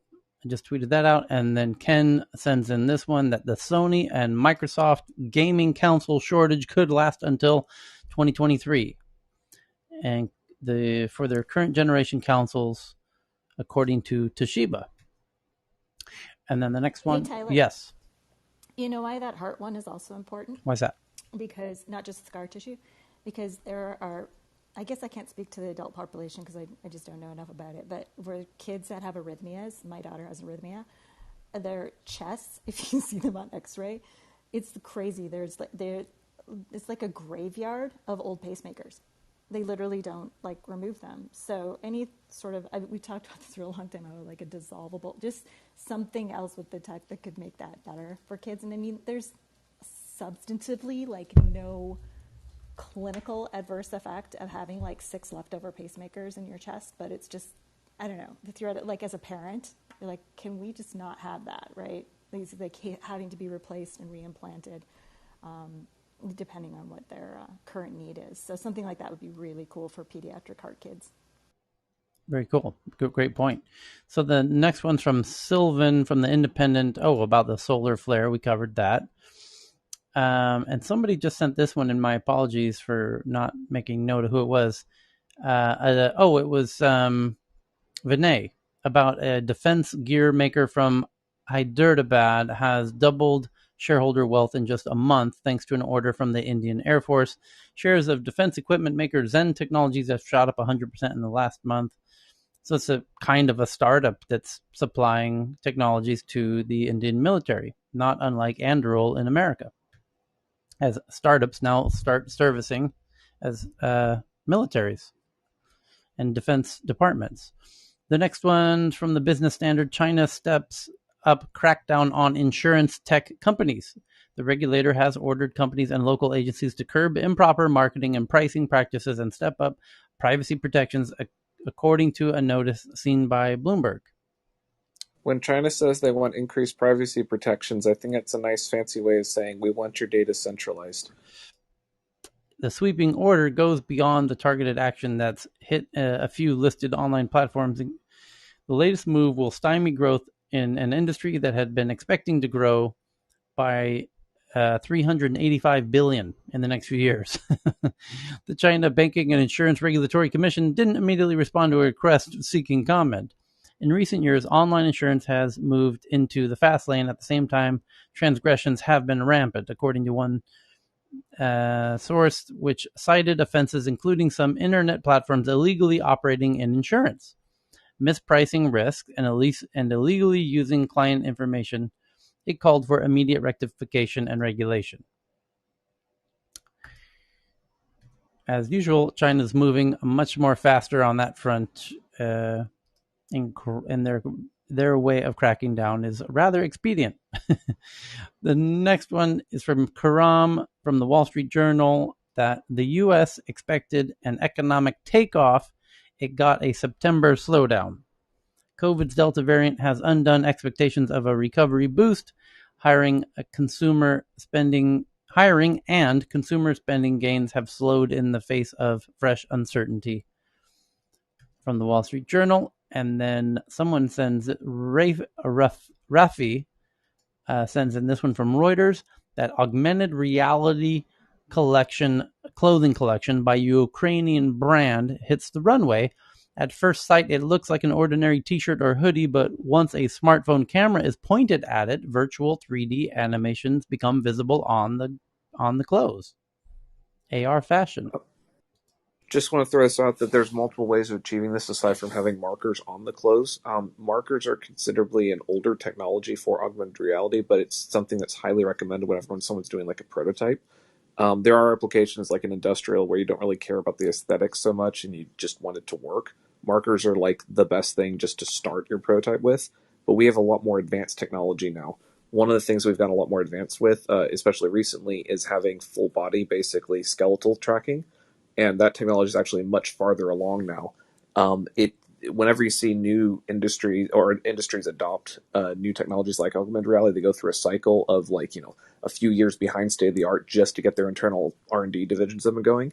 What I'm saying is that in the near future, you're going to see the skeletal tracking versions of this, and that does not require that the clothing brand actually has augmented reality physically imprinted on the fabric. You're going to start seeing this where you start having augmented reality layers on every single piece of clothing, and it's going to track with the body and stuff. So it's going to be really, really cool. I think more importantly, Chris, maybe my take from the article was slightly different, was that the markers are used to indicate what augmented reality skins or layers to load. which even if you've got skeletal tracking, you still need some sort of indication, whether you're using like a BLE beacon or some sort of like wireless technology or a QR code-esque kind of like pattern on the clothing. You need something to indicate what layers it should load. Normally, I would agree with you, except there's in the fashion industry, especially because the computer vision libraries are becoming so advanced. There are literally like startups that have like pictures of every piece of clothing that has been produced over the last 20 years, and they're getting pretty freaking good at being able to recognize them just so they can do recommendation algorithms. I think if they port variations of those algorithms, they'll be able to do it without actually having explicit markers. But I could be wrong on this. It's an open space, and it's going to be really fascinating to see how it develops. So you're saying that you would have a specific item of clothing would be recognized, and it would load a specific sort of AR version over the top of it. What if you on the situation where the person can actually buy a kind of clothing, and then through the company can purchase whatever layers they want, and then load that and say, when I wear this, show this. Maybe that would be quite cool. But yeah. One last thing on this with this, just to point out one step beyond that's actually more advanced, is if you already have the website that can recognize the clothing and categorize it and you know where to buy it, what's going to be interesting is that the augmented reality layer wouldn't work on just a specific piece of clothing, but all clothing. Anything that's basically close enough, it will try getting you as close as possible to the thing you're physically looking at. But if it gets it wrong, you still might buy it. But that gets to be very fun there. Tyler's covered that before, but I think the part we didn't go over is this gives this company a reason to sell physical shirts. Yep. You need to sell something. Okay. Bunch of interesting headlines here. From Lucast, men fart more when eating a plant-based diet due to good gut bacteria. So now you guys have an excuse. Men fed on plant-based diet farted 7 times more per day and had bigger stools than when they were on a Western diet because of their good bacteria. Who gets paid to research this? Hey, wasn't there like some news earlier we read about how cows farted less because they would eat algae or something Correct, like that? Yeah. So we need to feed red seaweed to all the healthy American males. There you go. We don't know if the algae would work on humans, but it's worth a shot. They're going to Let's do some research. Yeah. The Institute of Fine Fart Physics. You rip one on a first date, you're not going to have any kids in China. Do we know which strain of algae? Because if it's cyno algae, that creates toxins to humans and animals. More the macroalgae with the red strains with things. There's about 12 different ones. There's a handful of them are much better than theirs, and those are just the ones they've tested. I think the current cow studies are they've done 200 species of seaweed, and they found 20 of them are especially good, and 2 or 3 of them are super amazing, and they're trying to work into nutrition supply. So they do it with cattle. I can only imagine doing a similar variation where it's okay, here's the cattle for the methane emissions for the cows over there. There's the ones for the human populations, right? Mix it all in. Well, there's a mad push in Sweden, at least, towards vegan food. So, so I think the algae thing could become interesting. Well, we have to rework our HVAC systems anyways for COVID. You might as well just go ahead and make it, get rid of all the excess farts what they didn't design the buildings for. Okay, next one up is from Joe Williams that a new superconducting magnet breaks magnetic field strength records, paving the way for fusion energy. It was a moment 3 years ago in the making. It was a moment 3 years in the making based on intensive research and design work. On September 5th, for the first time, a large high-temperature magnet broke magnetic field strength records. And this is another day or week and another new step towards fusion. Baby steps. The planet we deserve. Yeah. Super quick. They'll take under 60 seconds. We had fusion in the 1960s. Look at Project Pacer, detonate a nuke underground. You get lots of fusion power that it was politically infeasible rather than technologically. Another thing is the magnetic strength. If you want to see some really fun things about, there's something called Hallbach arrays, HALBACH. These are really amazing because you can basically take a bunch of weak magnets and by basically squeezing them up against each other, you can create localized, tunable, programmable fields that you can have all sorts of weird properties, which is really cool. One last thing is that for the the nuclear, for the strongest magnetic field strengths, there is actually a page on Wikipedia that has essentially the list of the strongest magnetic fields arranged by Teslas is how they measure it. Gauss is another one, but Tesla's is the big one. And what's really fun about it is that you might see things like MRI machines and fun things with like superconductor stuff. But one of the really coolest versions, though, is actually the ones that are explosively generated. There is actually something called, and I'm not shitting you, it's an actual thing. It's not just from Star Trek. It's called an explosive flux generator. And literally what it is that it's and they also have a variation, which is a flux compressor. Literally what it is you basically take an explosion, just from a gunpowder type kind of thing, and you drive a magnet through a coil. That's literally it. There's not a whole lot more to it. There's some slightly fancier versions, but that's basically it.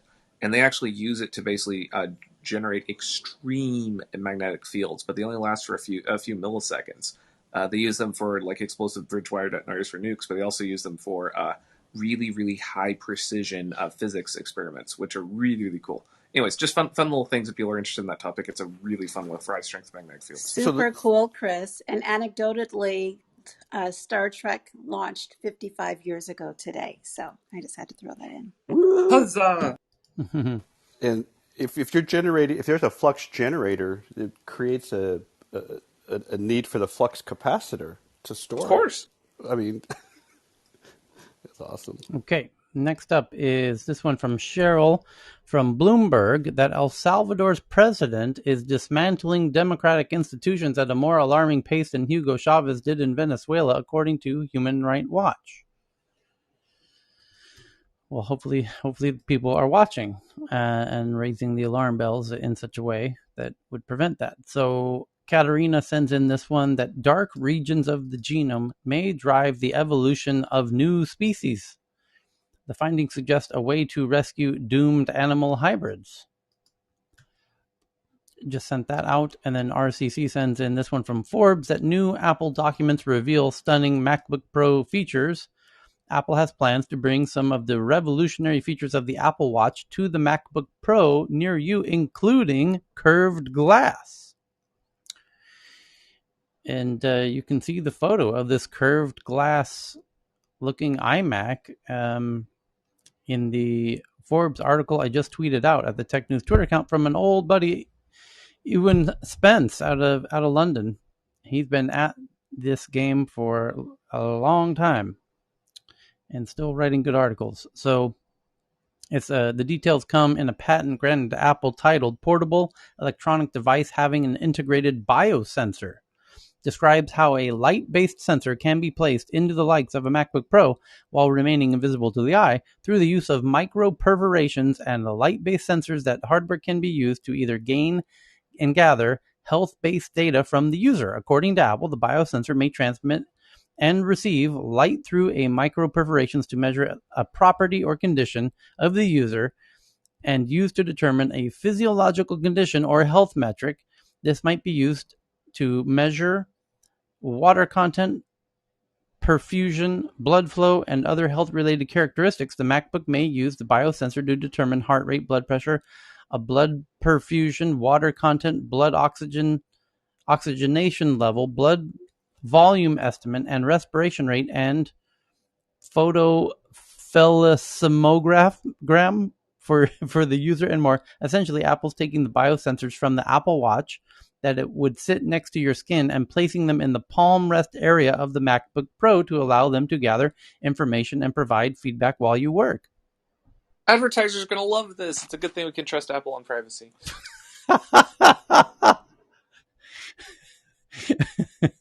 And don't worry, they're not building an ad network. Oh, they are? Oh, shit. My pulse is just racing thinking about it. It's exciting. Oh, shit. And judging by your 7 farts, you're vegan, so we're going to target you with vegan ads.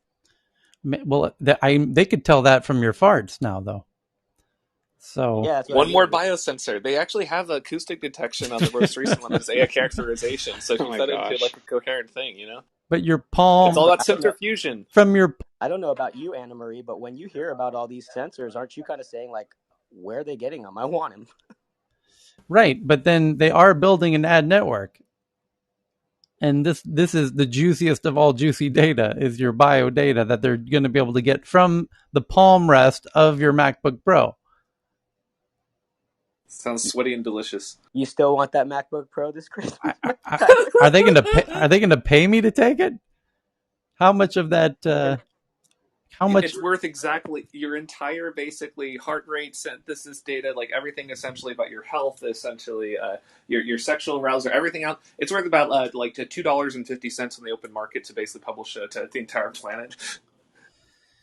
That's a wild one. So the next one is Intel plans investment of up to $95 billion in European chip making. Please don't buy Huawei. We really like you, Europe. We'll spend $100 billion in your chip industry. Just please don't use the China gear. Don't sell them the random machine that from some Dutch provider for a version of lithography. Please respect that embargo and don't give them the super secret stuff that's going to allow us to invade Taiwan. Yes. Or protect Taiwan from being invaded. Please don't sell it to them. We'll give you $100 billion. Is that enough? We'll give you more. It's getting kind of desperate. It is kind of sad how it's... Why is it now? Why wasn't it like 6 years ago or 10 years ago? It would have been a lot cheaper and it would have been a lot easier to do politically. They're doing all these measures and it won't work. That's the thing. It's because the reasons for this go beyond essentially chip industry. They go behind long-term trade route readjustments, and that's something that's a lot more fundamental. And it'll take the politicians another 6 years to figure that out. But I don't know. It's fun to watch. Yes. So Evan sent in one from The Guardian. New study finds growing government use of sensitive data to nudge behavior. Oh boy. From those new MacBooks. A new form of influence government, which uses sensitive personal data to craft campaigns aimed at altering behavior, has been supercharged by the rise of big tech firms. Researchers have warned. National and local governments have turned to targeting advertisements on search engines and social media platforms to try and nudge the behavior of the country at large, the academics found. The shift to this new brand of governance stems from a marriage between the introduction of nudge theory in policymaking and an online advertising infrastructure that provides unforeseen opportunities to run behavioral adjustment campaigns. Some of the examples found by the Scottish Centre for Crime and Justice Research range from a prevent-style scheme to deter young people from becoming online fraudsters to tips on how to light a candle properly, while targeted advertising is common across businesses. One researcher argues that the government using it to drive behavioral change could create a perfect feedback loop. With the government, you've got access to all this data where you can see pretty much in real time who you need to talk to demographically, and then on the other end, you can actually see, well, did this make a difference, says Ben Collier at the University of Edinburgh. The government doing this supercharges the ability to actually work. The British government's fondness for minor behavioral modification tactics began in the David Cameron era. Since the foundation of the Behavioral Insights Team, or Nudge Unit, at 10 Downing Street, ministers eagerly looked for tweaks to help people pay car tax or encourage people to buy loft insulation. The examples of influence government uncovered by the SCCJR range from deeply serious to almost endearingly silly.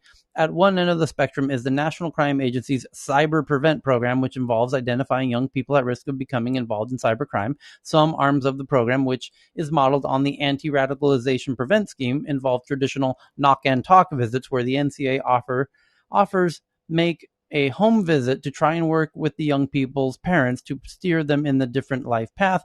But that part of the program also involves the NCA collecting a substantial amount of data about the young people it visits, which can be used to craft profiles of the typical at-risk teen. Those profiles can then be used to run an influence policing campaign using targeting advertising aimed at UK teens with the intent in gaming who search for particular cybercrime services on Google. Beginning as a simple text-based adverts, the NCA developed them across a 6-month campaign in consultation with behavioral psychologists and using the data they were collecting from their operational work. The researchers write, the adverts were also linked to major gaming conventions, and advertorials were bought on gaming websites. And I've just read the first half of it. It goes on for quite a while. Remember, like, the old propaganda from the 1980s when they're all like, the Cold War and why we fight, essentially, all those evils of communism and everything is because in the West we have freedoms. We don't have to show our papers wherever we go is the thing. It's bizarre watching China going social credit score on their thing. And they're saying, oh, that's scary, China. It's like, here, though, we use it essentially if you light your candle the wrong way or you search for the wrong thing on Google, you get a house visit essentially for not compliance. And by the way, it's not just for the kids, it's for the parents as well as a warning saying, your kid is irresponsible. We need to watch them more. If you got both, if you've got essentially East and West all pushing for the more super surveillance style of things, is there any counterbalance to that, or are we just going to basically see who can become more authoritarian first? I mean, this is insane. While it's usually good for the government to achieve goals like reducing house fires or preventing cybercrime, Collier and his colleagues warn that the rise of influence government could cause harm. Not only does it encourage departments to play fast and loose with personal data, using notes from an interview under caution to build a profile of a typical cyber criminal, for instance, it can also focus negative attention on vulnerable and disadvantaged groups in a way that can be counterproductive. One set of anti-knife crime adverts, for instance, was targeted at fans of drill music on YouTube. The researchers warned that being followed around the internet by mentions of knife crime could make young people more likely to think that knife carrying was common, ultimately helping convince them to carry a weapon. Fortunately, frequently, such campaigns are outsourced to third-party marketing agencies, a practice the researchers argue must stop. They are frontline police interventions and need to be seen as such and subject to the same public debate, scrutiny, and accountability as all other such policies. They argue because they ultimately have the dual effect of opening up the and imitate spaces of citizens' lives to state control on the one hand and expanding the source of data used by governments to target policy on the other. The Cabinet Office has been contacted for comment.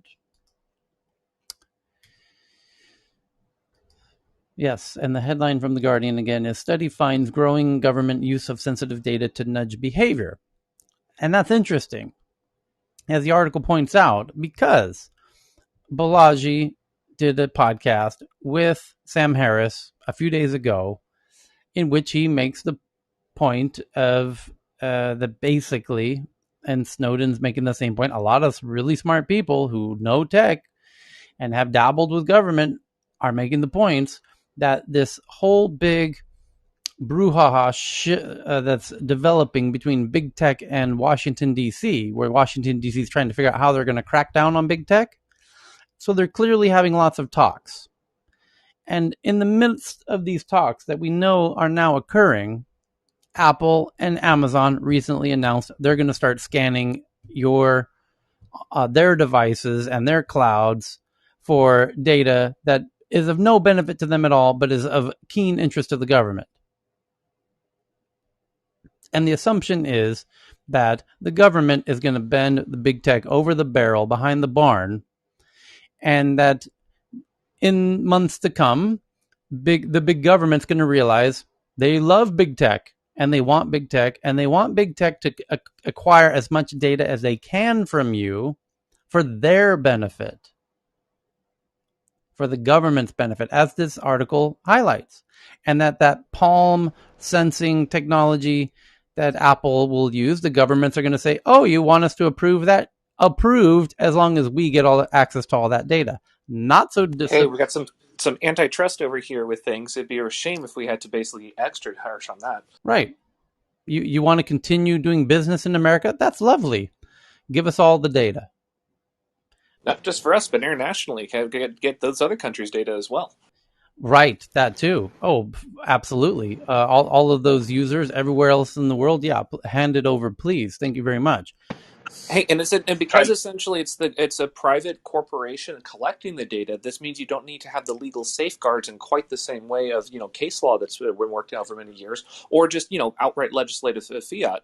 Because it's the private sector, so they can move as fast as they need to, because government will always be slow at this. That's okay. You can let the private sector innovate as fast as they want to, and oh no, it took us forever to basically figure out how to regulate this. In the meanwhile, you drink down like a decade or two worth of data, and it conveniently aligns perfectly with the enlisted policies that you actually want to accomplish anyways. But interesting, America is very keen on insisting that Huawei is exactly doing this on behalf of the CCP, that it's a technology, and due to their network infrastructure, are going to do mass espionage on a global scale to feed the CCP.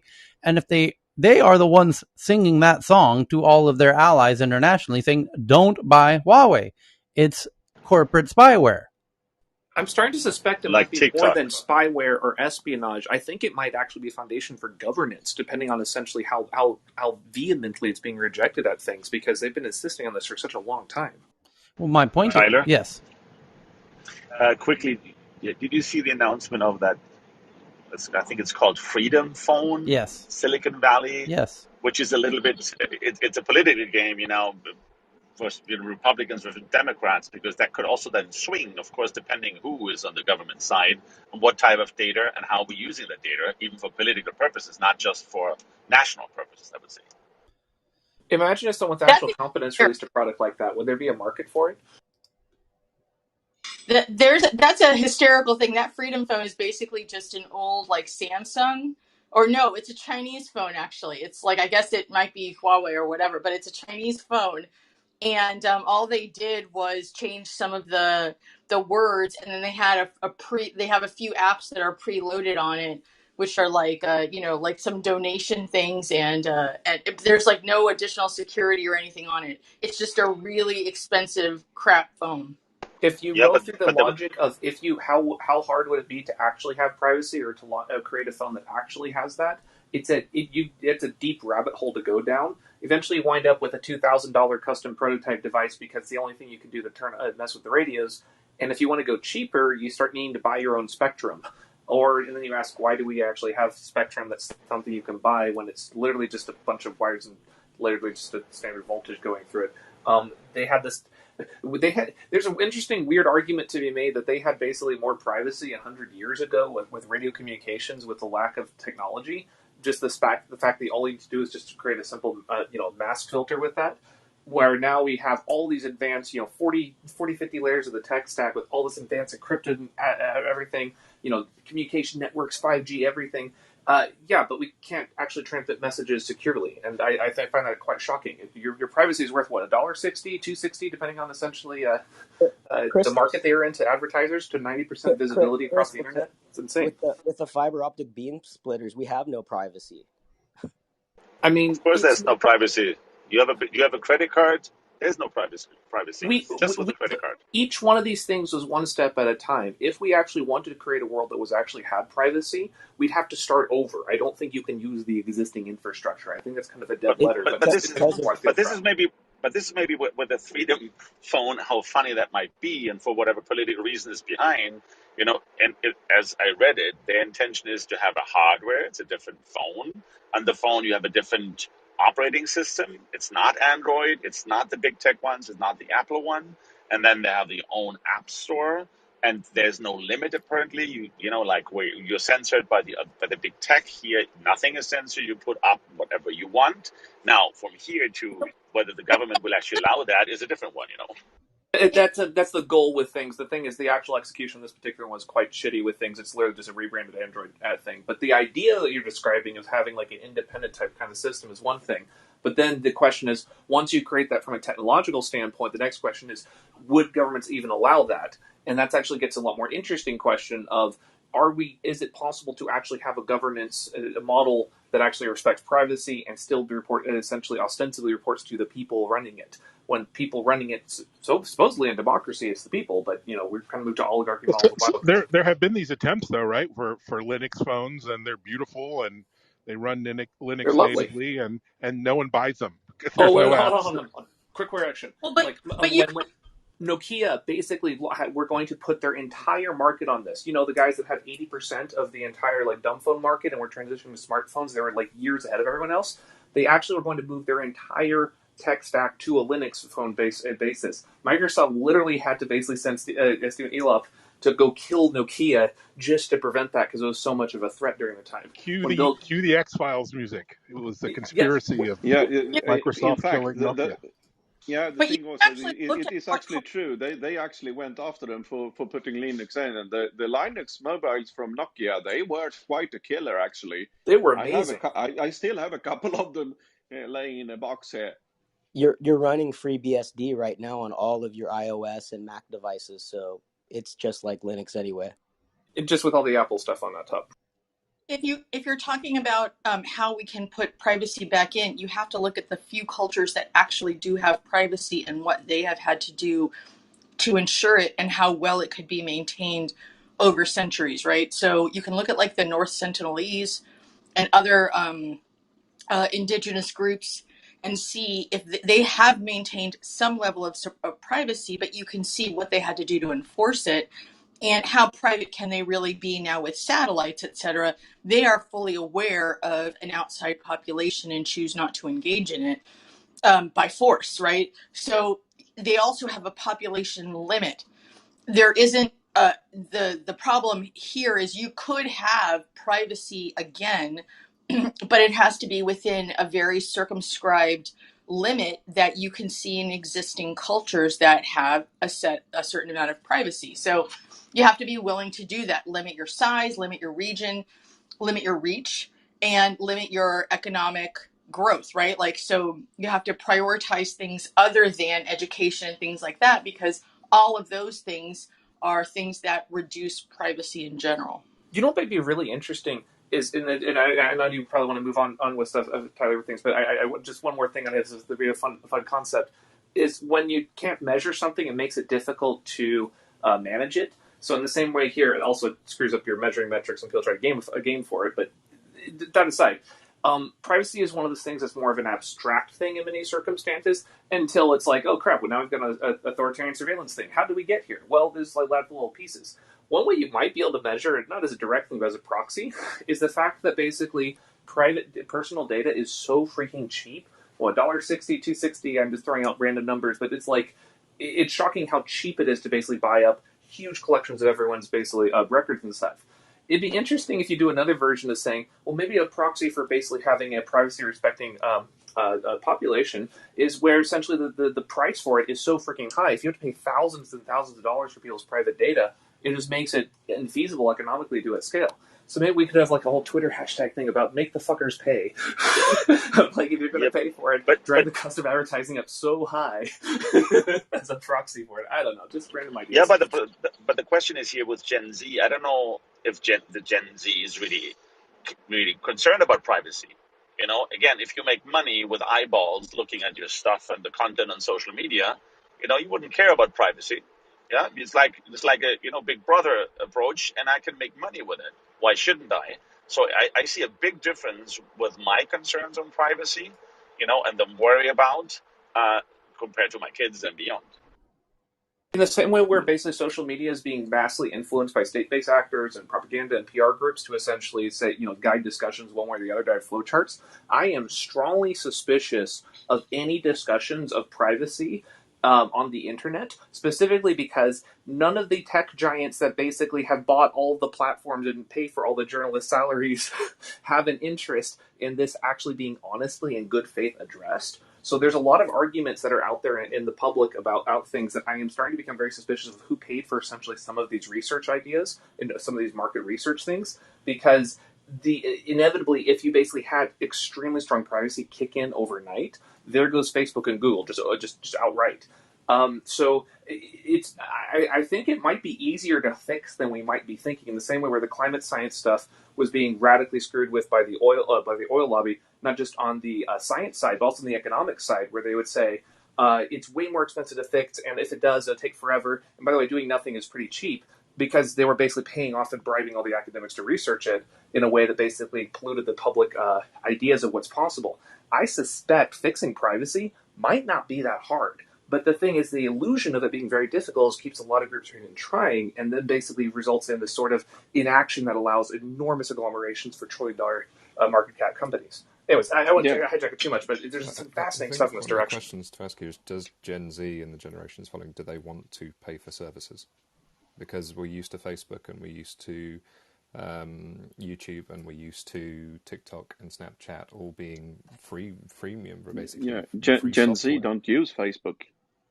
Well, no, they do use Facebook. They like my son's that generation, all his friends, they do, but they're not dependent on it, which is why they don't really care about the kind of privacy violations, because they're not really sharing much that's sensitive on there, because it's only for talking to, Auntie Cheryl. But the point is, the world is now used to getting things for free and using software for free, and it's some abstract concept of, well, my data, I am the product, and we all kind of understand that. And then you couple that with, we were discussing this yesterday, And we've discussed it many times before, which is you get to that point where you're just exhausted. It's like, well, how many times can I give a shit about some abstract company which I'll never sort of really have any direct interaction with beyond using some of their services and this abstract concept of my privacy. And like Chris was saying, there you end up in this sort of authoritarian sort of society without knowing how you got there. But the point is, a single user, a single person doesn't care as long as they're getting stuff for free. And the only way out of that is, well, if you make data expensive, then the services have to have some kind of cost associated with them.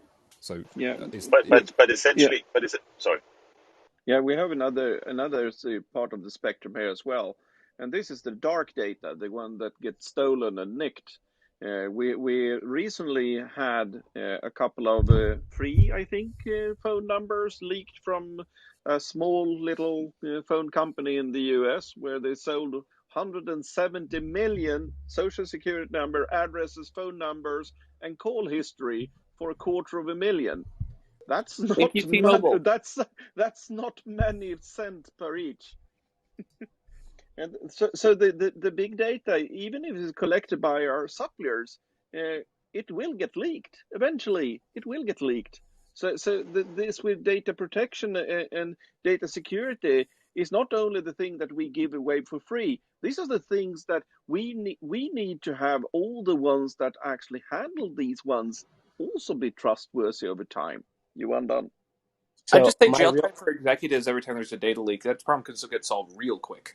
so the real question is, who's going to break it to the conservatives that this is a Huawei device running Huawei's version of Android? Oh, it's too easy. Like, who's going to break it to them? Yeah, but I'll tweet it. Yeah, and one of the things here, how could we solve this with privacy, and how could we make sure that even if it's a leak, they can't use the data because they can't reach it? Well, we have the answer in this channel. We have quite a few people. I would say we probably have the sharpest brains on the planet regarding blockchain here. If we chain these ones, there won't be any leaks because the leaks are unusable for the ones that get hold of it, since you always keep your private part. You undone. yeah, but the question is there. One thing is getting the data, and you have a leverage with it. Or the other part is you get the data and you don't care because there's nothing you can do with it. You have nothing to bribe and nothing to. Yeah, I think that's a different approach when you look at the younger generation saying, "What the heck?" That you have my data, take it, I don't care.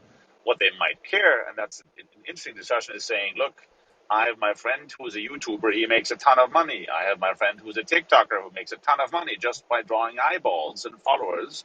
It's a little bit the Kardashian model, in the same sense. And that's what the younger generation is saying. I'm not cared about my data, private data. What I'm cared about is a business model where I can do online very easily, creating content and make a lot of money with it. Yeah, but the thing is here that if we have that everybody have their own private chain for all their information, even if you donate some part of the chain to a supplier, they would need to crack 170 million of these chains to be able to reach the information that are contained in that part of the chain you give exposure to this phone company. The thing is that you could still nick the database. In fact, you could actually have the database wide open on Amazon, like any Hadoop database. Because the thing is, it's not usable for anyone unless you have your part and a contract that make it possible for you to open that part of the chain. A data leak could be 6 people or 100 people, but not 170 million in one operation, because this is no database. This is not accessible data for them. Johan, that helps with the leaks, Johan, but not so much. Then you still have the problem of apps saying, well, we're going to give you the services for that. Snapchat, for instance, saying we're going to give you this services for free, but we need X, Y, and Z for your data. And then, well, they don't want to steal, a mega, so they just go, well, they update the terms and conditions, their privacy policy, and that's it. And you have to re-sign that, and now they need X, Y, Z, and Omega. So it doesn't really solve the problem. It just means that, you have consent, but who the hell... what percentage of the population actually understands what consent they're giving? Okay, one of the things here, I just last step here on my soapbox. During last month or so, actually, I began pondering about this just before the summer, that we really should put up a tech news security forum and have a separate session regarding this. Everybody is back from the vacations. I will coordinate with Tyler and Cal to set this room up for the next week. We will next week sometime when we can get the slot for it. We will have a tech dive, deep tech dive. Bring your rabbit and follow me down, Johan Dan. That'll be sweet, man. That'll be sweet. Bring your rabbit. Bring your rabbit. So this article is getting a lot of social media traffic in the last 2 hours from Wall Street Journal. And this is directly from the source, from the company FireEye, which is a cybersecurity, highly regarded cybersecurity outfit. Their CEO and CTO are regulars here on certain clubhouse rooms with things. They pop in every once in a while if you post something. It says pro CCP influence campaigns expand to dozens of social media platforms, websites, and forums in at least 7 languages, attempted to physically mobilize protesters in the U.S. The Wall Street Journal is actually the version that's getting a lot of attention, although it's just a regurgitation of this, the headline I just read. And the Wall Street Journal's version says, pro-China online network used fake accounts to urge Asian Americans to attend protests. Researchers say campaign is the first known instance of China-linked actors fomenting real-world U.S. protests. They're copying Kremlin's playbook, it says. And we read a version of this earlier, and now the Wall Street Journal's version of this same story, essentially, is now getting quite viral. So kind of glad to see it's getting a lot of shares online. But we read a different version, different publication's version of it. A network. Stop China hate. Yep.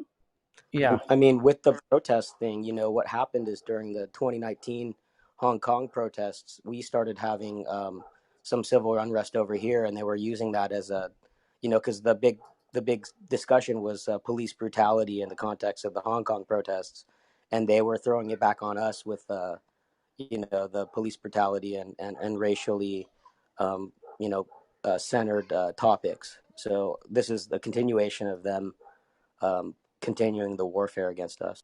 Wait, where Occupy are was you? really I'm sorry. interesting. Sorry, go on. No, I just want to know where are you? You said where you are. Where are you? I'm in Southern California. Oh, hey. One thing that's really interesting about the Occupy stuff is there was this whole intersection. That I was involved with some of the human rights stuff back in those days with things. And one of the things that was interesting is we started to get a lot of. It started off with the anonymous takes down Scientology type kind of groups and such. As we started moving into more social issues with more finance sector and things like that. One thing that's really interesting is there started to be more state-based actors started to come in, and a lot of them were there actually observing. They weren't actually influencing things as much. They were trying to, but they're very incompetent at it. What was interesting is one of the things that they did is actually recruited a number of organizers and leaders and that type of thing. And it wasn't just USA, it was internationally as a thing. And what's interesting is when you see essentially the stuff happening now, what's fascinating is watching a lot of the modern protest movements and such using the same structures that were pioneered in that era, but now they essentially have different people in the driver's seat. There's the appearance of leaderless movements when they aren't actually leaderless. There's the communication networks that basically look like they're basically popping up everywhere, but they're more or less coming from essentially a small number of sources. It's really fascinating watching the evolution of tactics over time.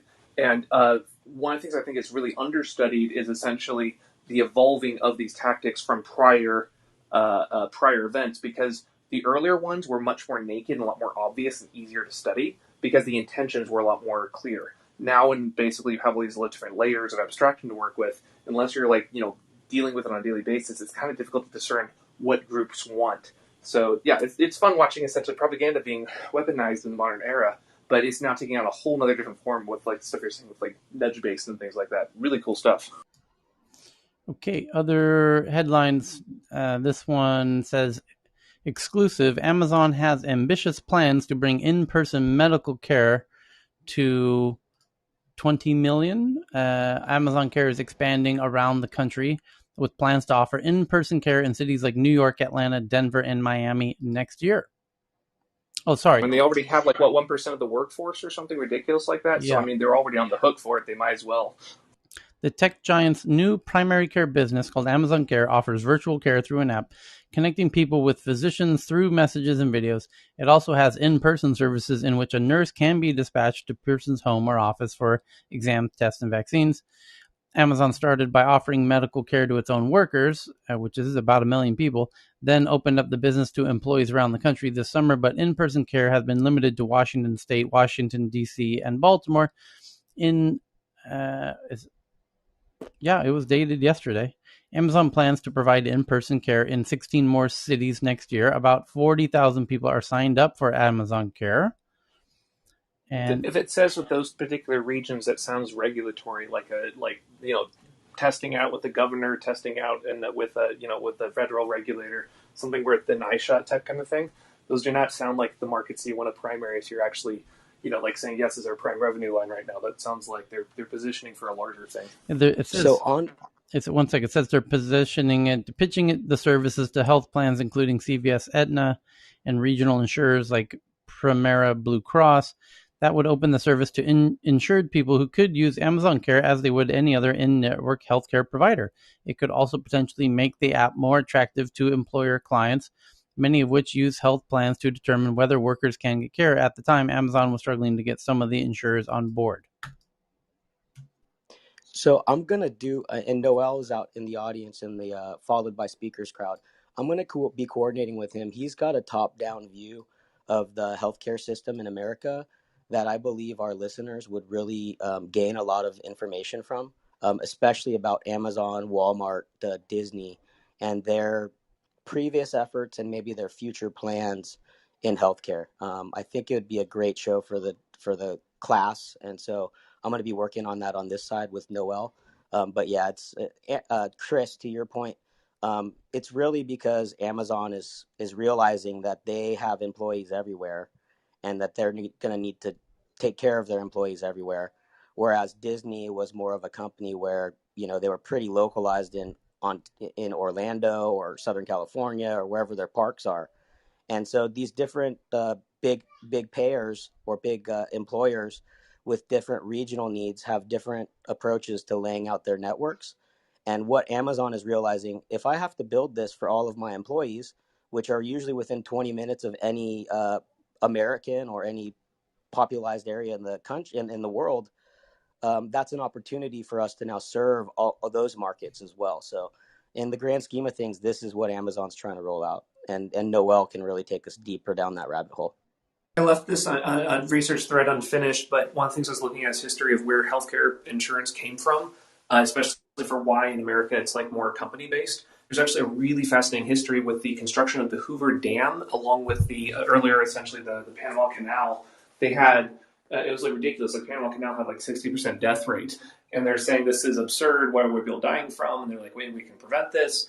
And what's interesting is that a lot of the breakthroughs that happened for doing standardized healthcare actually came from trying to create these mega projects, and they need to basically just say, well, we want to complete on schedule, and if we have a lot of employee risk, we need to be able to do that. So a lot of the breakthroughs happened with the insurance models happened while completing some of these mega projects. There is an interesting argument to be made that because essentially you're doing lots of short-term endeavors these days, it might basically be short-circuiting some of our future planning capacity, especially if you compare it to old corporate models from the 1950s where you have lifelong employment for the company. It'd be interesting if maybe the solution for solving healthcare is doing more mega projects. I don't know. It's just an unfinished research thread, but there's some really cool stuff in that. Please DM me if anyone wants to go dive deep on this, because I can always use some research collaboration on this. It's a fascinating subject. Well, I'd be really this progresses because Amazon has a pretty big failure under their belt recently with Haven Healthcare. So if you guys recall, they partnered with Berkshire Hathaway and JP Morgan Chase in order to give their 1.2 million employee base simplified, high quality, and transparent healthcare at a reasonable cost. But the pandemic has definitely helped shut Haven down. So it'd be interesting to see how they progress with this initiative. Haven had a tech-heavy approach with very uh, weak coordination between the three CEOs, Warren Buffett, Jeff Bezos, and Jamie Dimon, and very weak insight into the operationalization of healthcare. So it was kind of like the original Google Health and the latest iterations of Google Health that were heavily reliant on technology without a deep enough understanding of the complexity of the operational and regulatory environment. So the fact that Haven failed, Google Health failed, Google recently disbanded their work, in no way handicaps future tech entrants like Amazon or Walmart.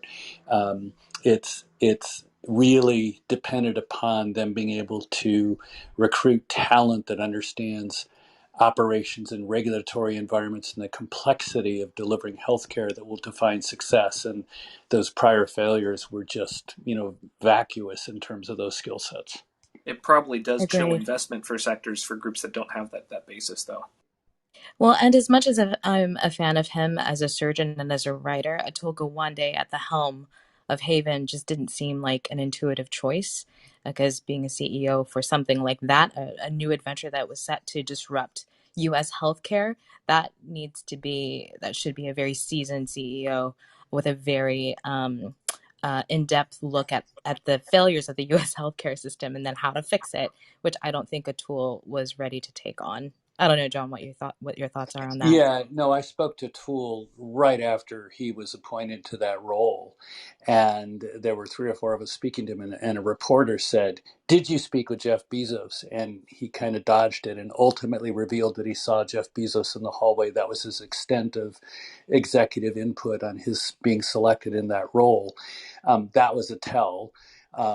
And I love the man. He's one of the most brilliant pundits and writers in healthcare and an awesome human being and just fantastic. But per your comments, he's never run a big organization. And they asked him to run one of the most ambitious new forays into healthcare there ever was. So I think the celebrity status was overweighted in their selection process.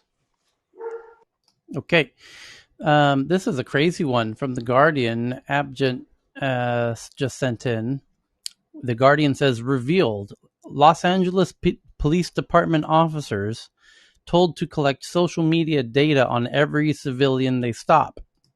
Whoa! An internal police chief memo shows employees were directed to use field interview cards, which would then be reviewed, in which they're instructed to collect all the social media profiles. And other interesting one is, we touched on this earlier, Amazon brings its cashierless tech to 2 Whole Foods stores.